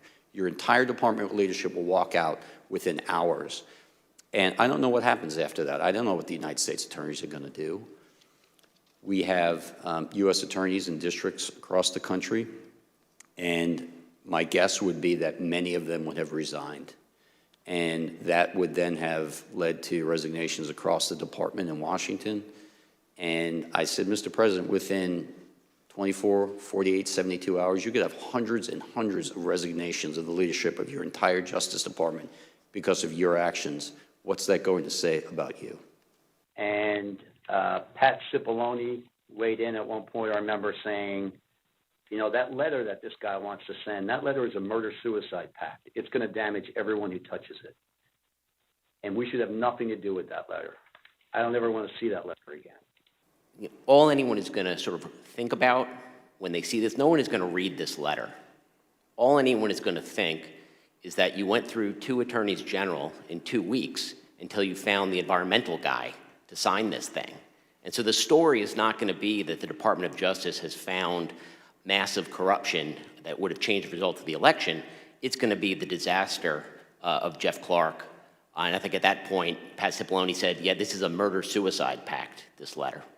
It was in this part of the conversation where Steve pointed out that Jeff Clark would be left leading a graveyard. And that comment clearly had an impact on the president. The leadership will be gone. Jeff Clark will be left leading a graveyard. When we finally got to I would say the last 15 minutes of the meeting, the president's decision was apparent. He announced it. Jeff Clark tried to scrape his way back and asked the president to reconsider. The president doubled down, said, no, I've made my decision. That's it. We're not going to do it. And then he turned to me and said, so what happens to him now? Meaning Mr. Clark. And he understood that Mr. Clark reported to me. And I didn't initially understand the question. I said, Mr. President, and he said, are you going to fire him? And I said, I don't have the authority to fire him. He's a Senate-confirmed Assistant Attorney General. And he said, well, who has the authority to fire him? And I said, only you do, sir. And he said, well, I'm not going to fire him. I said, all right, well, then we should all go back to work. Did you get a call from the president later that night? I did, I don't know, probably 90 minutes later or something like that. What was that about? The president, at this point, we left the White House, reconvened at the department. I left the department. I was back in my apartment. My cell phone rang. It was the president, and he had information about a truck supposedly full of shredded ballots in Georgia that was in the custody of an ICE agent whose name he had. I told him that ICE was part of Department of Homeland Security. I hadn't heard about this. If Department of Homeland Security needed our assistance, we, of course, would provide it. But it was really up to DHS to make a call if their agent was involved. And he said, fine, I understand. Can you just make sure that Ken, meaning Ken Cuccinelli, knows about this? I said, fine, I would pass that along to him. I eventually contacted Ken Cuccinelli later that evening, and I said, this is what the president told me. If you guys have anything you think should be brought to our attention, let me know. And he said, thank you, and that was it. On January 3rd, Mr. Cipollone had approached me, knowing that Mark had raised the prospect of going up to the Capitol on January 6th. Mr. Cipollone and I had a brief private conversation where he said to me, we need to make sure that this doesn't happen. This would be legally a terrible idea for us. We have serious legal concerns if we go up to the Capitol that day. And he then urged me to continue relaying that to Mr. Meadows, because it's my understanding that Mr. Cipollone thought that Mr. Meadows was indeed pushing this along with the president. Having a private conversation with Pat late in the afternoon of the 3rd or the 4th, that Pat was concerned it would look like we were obstructing justice or obstructing the Electoral College count. And I apologize for probably not being very firm with my legal terms here, but that it would look like we were obstructing what was happening on Capitol Hill. And he was also worried that it would look like we were inciting a riot or encouraging a riot to erupt on the Capitol, at the Capitol. Did the president tell you this, that he wanted to speak at the Capitol? Correct, yes. During the meeting in the dining room, did the idea of the president proceeding or walking to the Capitol on the 6th after his speech come up? Walking to the Capitol? No. Driving to the Capitol? It came up. Okay, how did it come up and what was discussed? He brought it up. He said, I want to go down to the Capitol. In one of those posts, President Trump disclosed Mike Shirkey's personal phone number to his millions of followers. All I remember is receiving over just shy of 4,000 text messages over a short period of time, calling to take action. It was a loud noise, loud, consistent cadence of, we hear that the Trump folks are calling and asking for changes in the electors, and you guys can do this. Well, they were believing things that were untrue. Around the week of January 6th, the FBI informed me that I needed to leave my home for safety. And I left my home for safety around that time. Understood. How long did you stay out? Did you, remain outside of your home for your own safety? I stayed away from my home for approximately 2 months. It was horrible. I felt homeless. I felt, I can't believe this person has caused this much damage to me and my family. And what did Dr. Eastman want you to do? That we would, in fact, take a vote to overthrow, or I shouldn't say overthrow, that we would decertify the electors, and that because we had plenary authority to do so. And he cited Article 2, Section 1, I think it's Clause 2. But I said, what would you have me do? And he said, just do it and let the court sort it out. And I said, you're asking me to do something that's never been done in history, the history of the United States,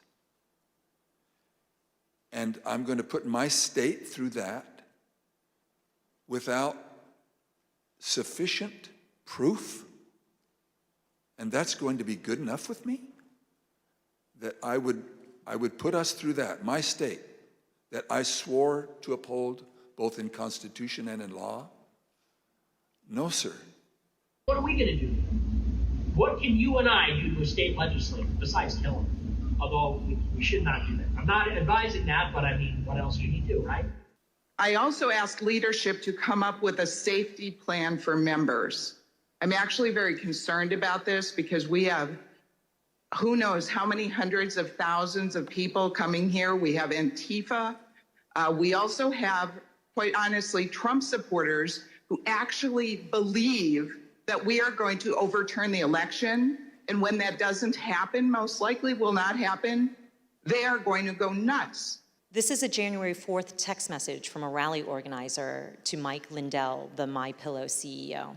The organizer says, you know, this stays between us. We're having a second stage at the Supreme Court again after the ellipse. POTUS is going to have us march there / the Capitol. It cannot get out about the second stage because people will try and set up another and sabotage it. It can also not get out about the march because I will be in trouble with the National Park Service and all the agencies.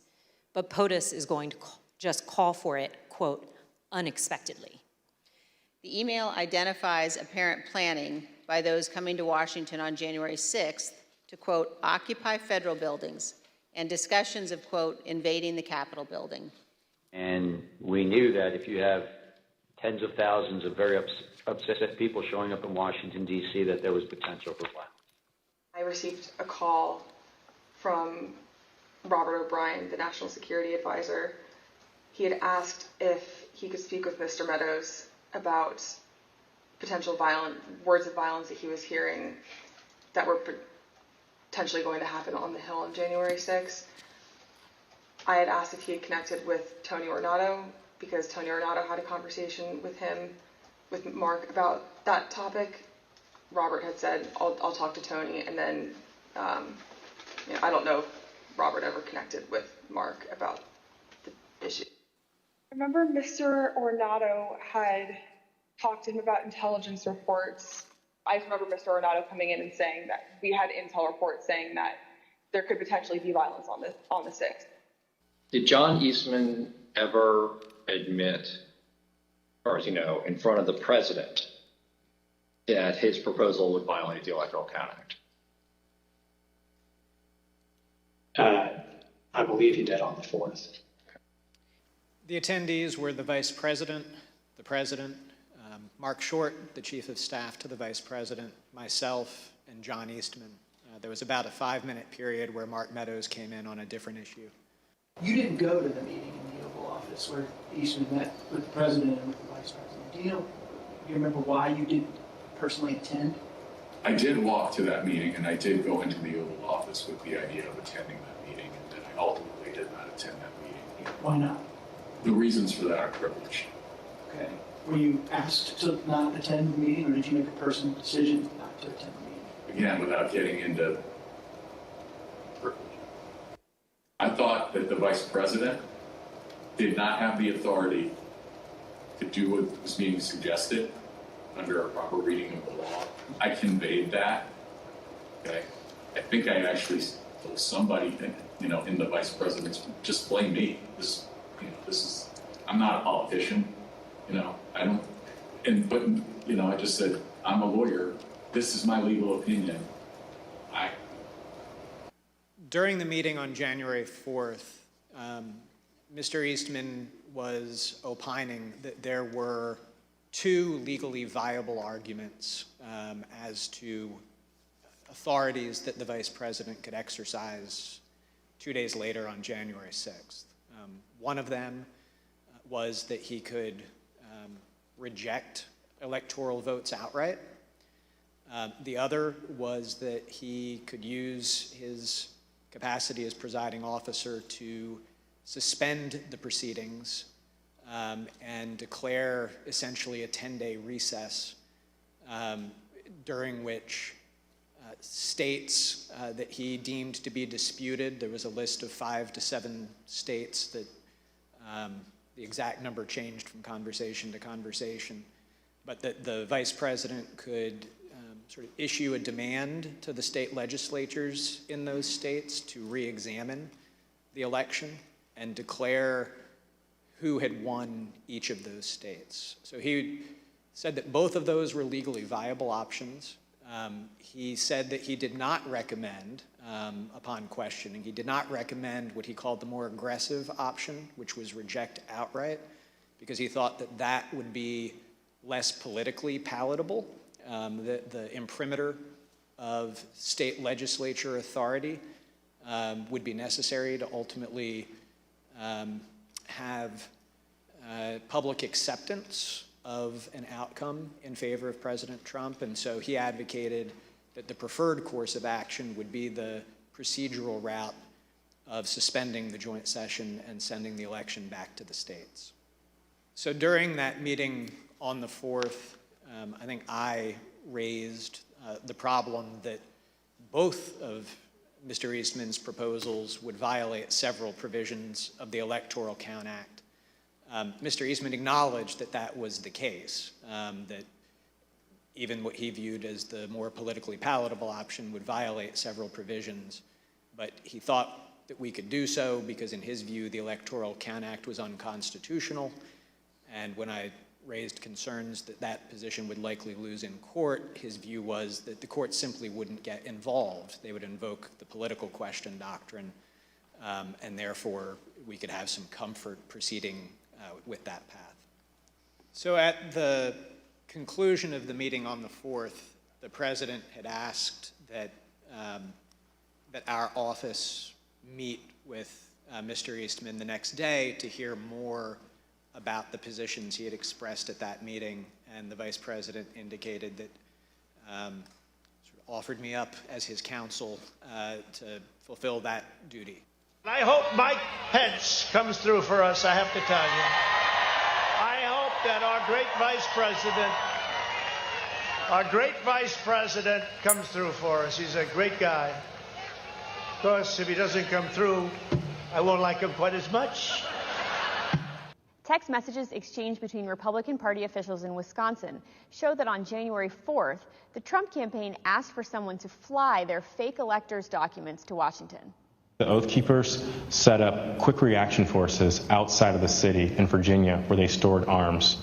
The goal of these quick reaction forces was to be on standby just in case President Trump invoked the Insurrection Act. Mr. Alexander said, tomorrow, ellipse then U.S. Capitol. Trump is supposed to order us to the Capitol at the end of his speech, but we will see.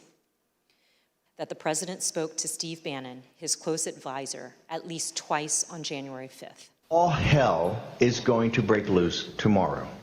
Just understand this. All hell is going to break loose tomorrow. It's all converging, and now we're on, as they say, the point of attack, right? The point of attack tomorrow. I'll tell you this. It's not going to happen like you think it's going to happen, okay? It's going to be quite extraordinarily different. And all I can say is strap in. Quote, the vice president has the power to reject fraudulently chosen electors.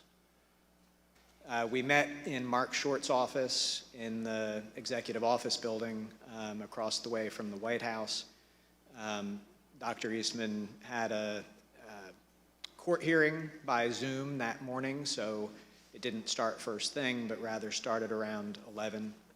And that meeting went for about an hour and a half, 2 hours. Chief of Staff Mark Short was at that meeting most of the time. There were a few times that he left. And essentially it was an extended discussion.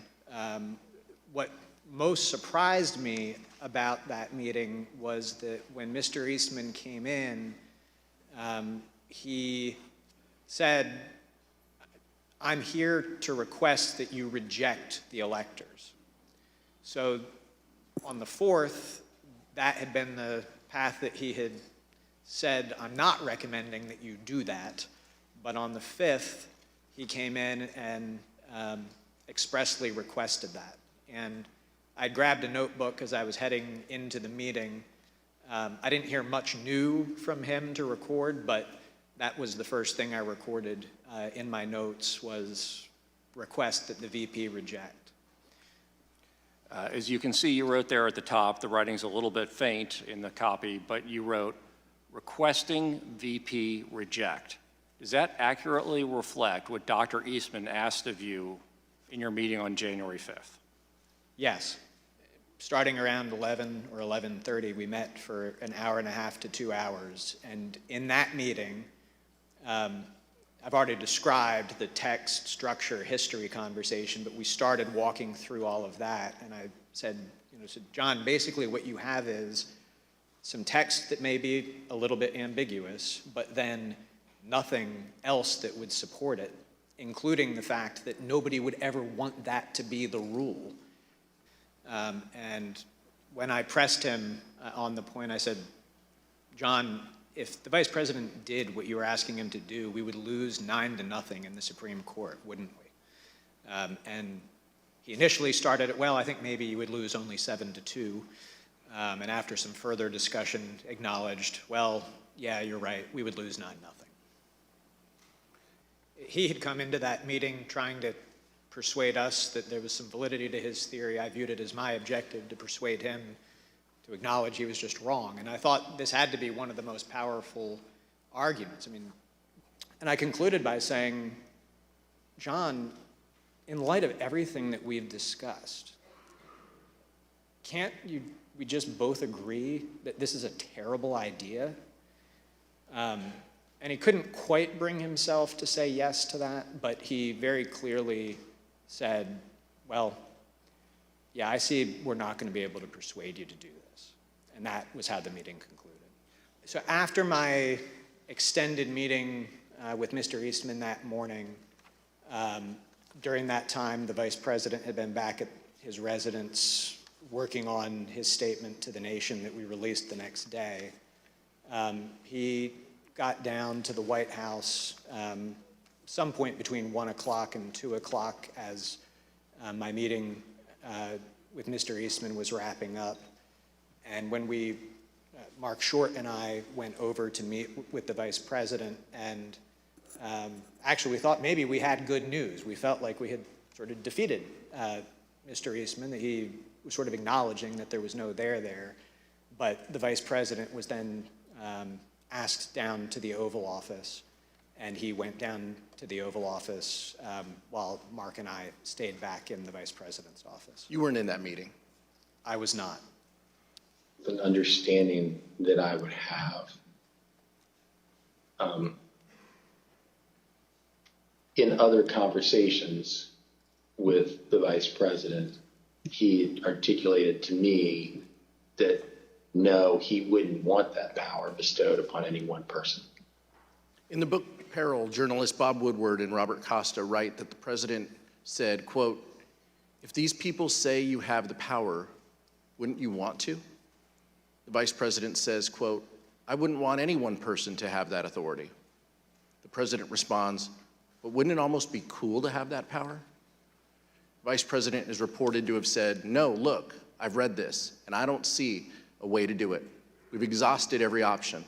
I've done everything I could and then some to find a way around this. It's simply not possible. My interpretation is no. To which the president says, no, no, no. You don't understand, Mike. You can do this. I don't want to be your friend anymore if you don't do this. Quote, the New York Times report regarding comments Vice President Pence supposedly made to me today is fake news.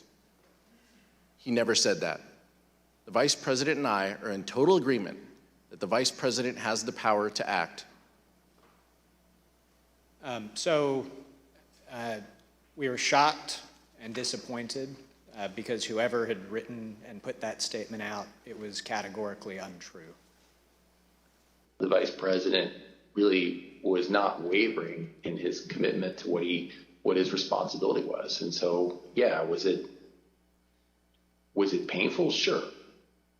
Okay. Tell me about the conversation you had with Jason. It was brief. I was irritated and expressed displeasure that a statement could have gone out that misrepresented the vice president's viewpoint without consultation.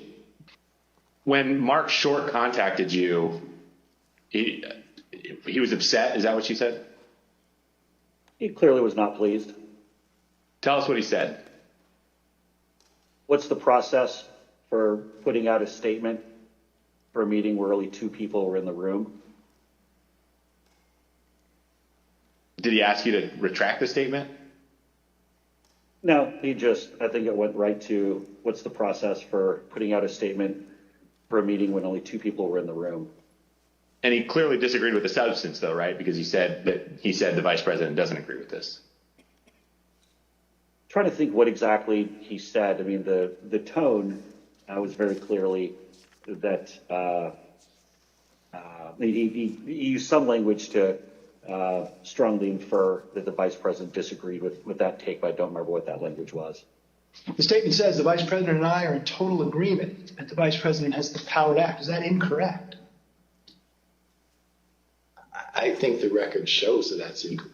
Yeah. I mean, we've been through many documents that clarify that this is not where the vice president was. Right. So essentially, the president is sending out a baldly false statement about being in alignment, purported alignment with the vice president, despite all of the predicate that you indicated had gone before about their respective positions. Is that effectively what happened? I interpret the statement as false. I'll let you figure out who sent it out. Did he dictate this statement? He dictated most of it. I mean, typically on these, I might have a couple of wording suggestions, or maybe I, have a sentence or a rough framework or something of that. But I know with specificity on this one that it was me and him on the phone talking through it, and ultimately the way this came out was the way that he wanted to. Concern was for the vice president's security, and so I wanted to make sure the head of the vice president's Secret Service was aware that that likely, as these disagreements became more public, that the president would lash out in some way. Later that day, he pivoted back to, well, we hear you loud and clear, you're not going to reject. But remember last night, I said that there was this more prudent course where you could just send it back to the states. Would you be willing to do that? And what did Dr. Eastman request on that call? On that phone call, which I believe was around 5 o'clock that afternoon, Mr. Eastman stated that he had heard us loud and clear that morning. We were not going to be rejecting electors, but would we be open to considering the other course that we had discussed on the 4th, which would be to suspend the joint session and request that state legislatures re-examine certification of the electoral votes. That same day, on the eve of January 6, supporters of President Trump gathered in Washington, D.C. at another rally. This rally was held at Freedom Plaza, which is located near the White House, and featured some of the speakers who Katrina Pearson and others deemed too extreme to share the stage with the president the next morning. And as this rally was underway, the president asked members of his staff to come to the Oval Office. I was in the office, in the Oval Office, and he had asked me to open the door so that he could hear. I guess there was a concert or a rap or something going on. Did he say anything other than just open the door? He made a comment. I don't remember specifically what he said, but there's a lot of energy. When we walked in, the staff was kind of standing up and assembled along the wall, and the president was at the desk, and Dan Scavino was on the couch, and the president was dictating a tweet that he wanted Scavino to send out. Then the president started talking about the rally the next day. he had the door of the Oval open to the Rose Garden because you could hear the crowd already assembled outside on the ellipse, and they were playing music, and it was so loud that you could feel it shaking in the Oval. He was in a very good mood, and I say that because he had not been in a good mood for weeks leading up to that, and then it seemed like he was in a fantastic mood that evening. He asked if members of Congress would be with him tomorrow. And what do you understand by meaning voting in his favor as opposed to physically with him or anything like that? Yeah, and I took that to mean not voting to certify the election. Then he did look to the staff and ask for ideas of how, if I recall, he said that we could make the rhinos do the right thing, is the way he phrased it. And no one spoke up initially because I think everyone was trying to process what that he meant by that. The president was making notes then, talking then about we should go up to the Capitol. What's the best route to go to the Capitol? I said he should focus on policy accomplishments. I didn't mention it. What was his response? He acknowledged that and said we've had a lot, something along those lines, and then he fairly quickly moved to how fired up the crowd was going to be. And what did he say about it? Just that they were fired up, they were angry, they feel like the election has been stolen, that the election was rigged. Did he give any indication of how he knew that the crowd was fired up or angry? He continued to reference being able to hear them outside. Washington is being inundated with people who don't want to see an election victory stolen by emboldened radical left Democrats. Our country has had enough. They won't take it anymore. To the crowds gathering in D.C., he added, "We hear you and love you from the Oval Office." I think the vice president is going to throw down tomorrow and do the right thing because, Lou, like I said before, this is a time for choosing. People are going to look back at this moment tomorrow and remember where every single one of their elected officials were. Did they vote for the rule of law and getting these elections right, or did they give it away to the Democrats and the people who cheated and stole their way through this election?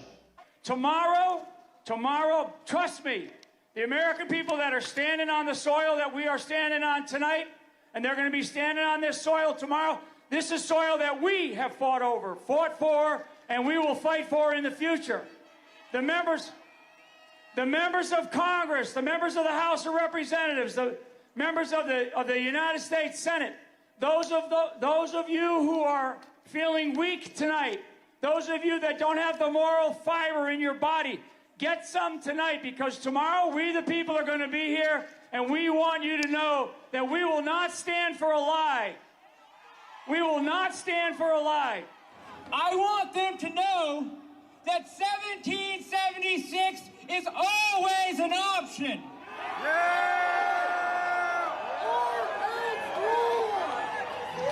These degenerates in the deep state are going to give us what we want, or we are going to shut this country down.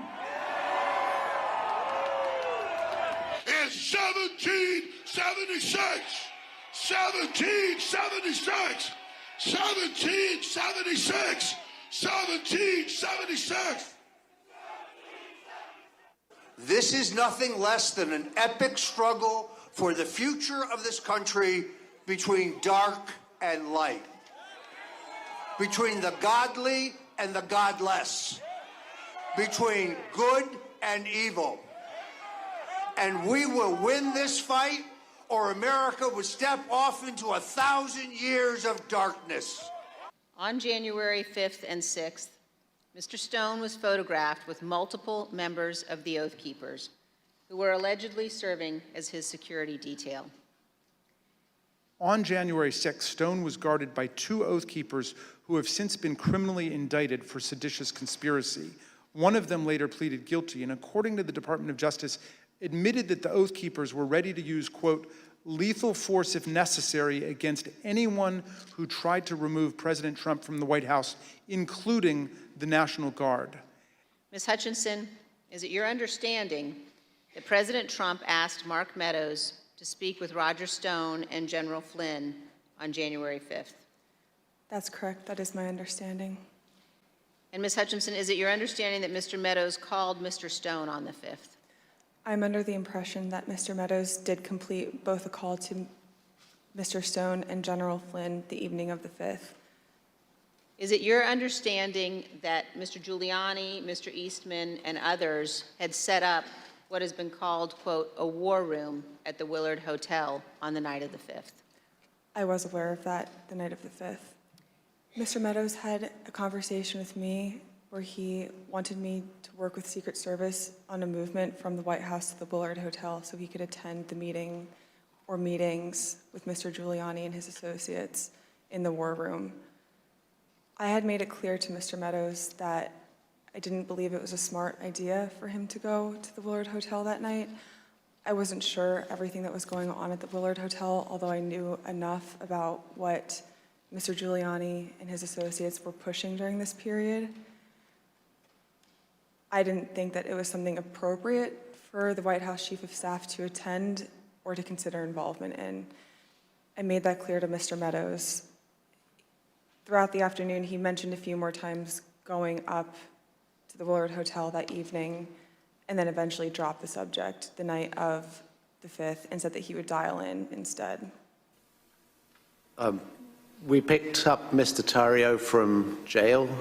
He'd been arrested for carrying some magazines, some extra capacity magazines, and he took responsibility for the burning of the Black Lives Matter flag that was stolen from the church on December the 12th. We were attempting to get an interview with Mr. Tarrio. We had no idea of any of the events that were going to subsequently happen. We drove him to pick up his bags from the property department of the police, which is just south of the mall. We picked up his bags and went to get some other bags from the Phoenix Hotel, where we encountered Mr. Stewart Rhodes from the Oath Keepers. By the time I'd gone to park the car, my colleague was saying, who'd got into the car with Mr. Tarrio, that they had moved to a location around the corner, the parking garage of the Hall of Legends, I believe. And so we quickly drove over there. We drove down into the parking garage and filmed the scene of Mr. Tarrio and Mr. Rhodes and certain other individuals in that garage. We then continued to follow Mr. Tarrio. There was some discussion about where he was going to go. He ended up going towards a hotel in Baltimore, and we conducted an interview with him in the hotel room. And then we returned to D.C. for that night. In footage obtained by the committee, we learned that on the night of January 5th, Enrique Tarrio and Stewart Rhodes met in a parking garage in Washington, D.C. There's mutual respect there. I think we're fighting the same fight, and I think that's what's important. Mr. Hannity wrote to Mr. Meadows that, quote, "I'm very worried the next 48 hours. Pence pressure, White House counsel will leave. I'm ready to die for my beliefs. Are you ready to die, police?" When people are shooting each other tomorrow, I will try and rest in the knowledge that we tried.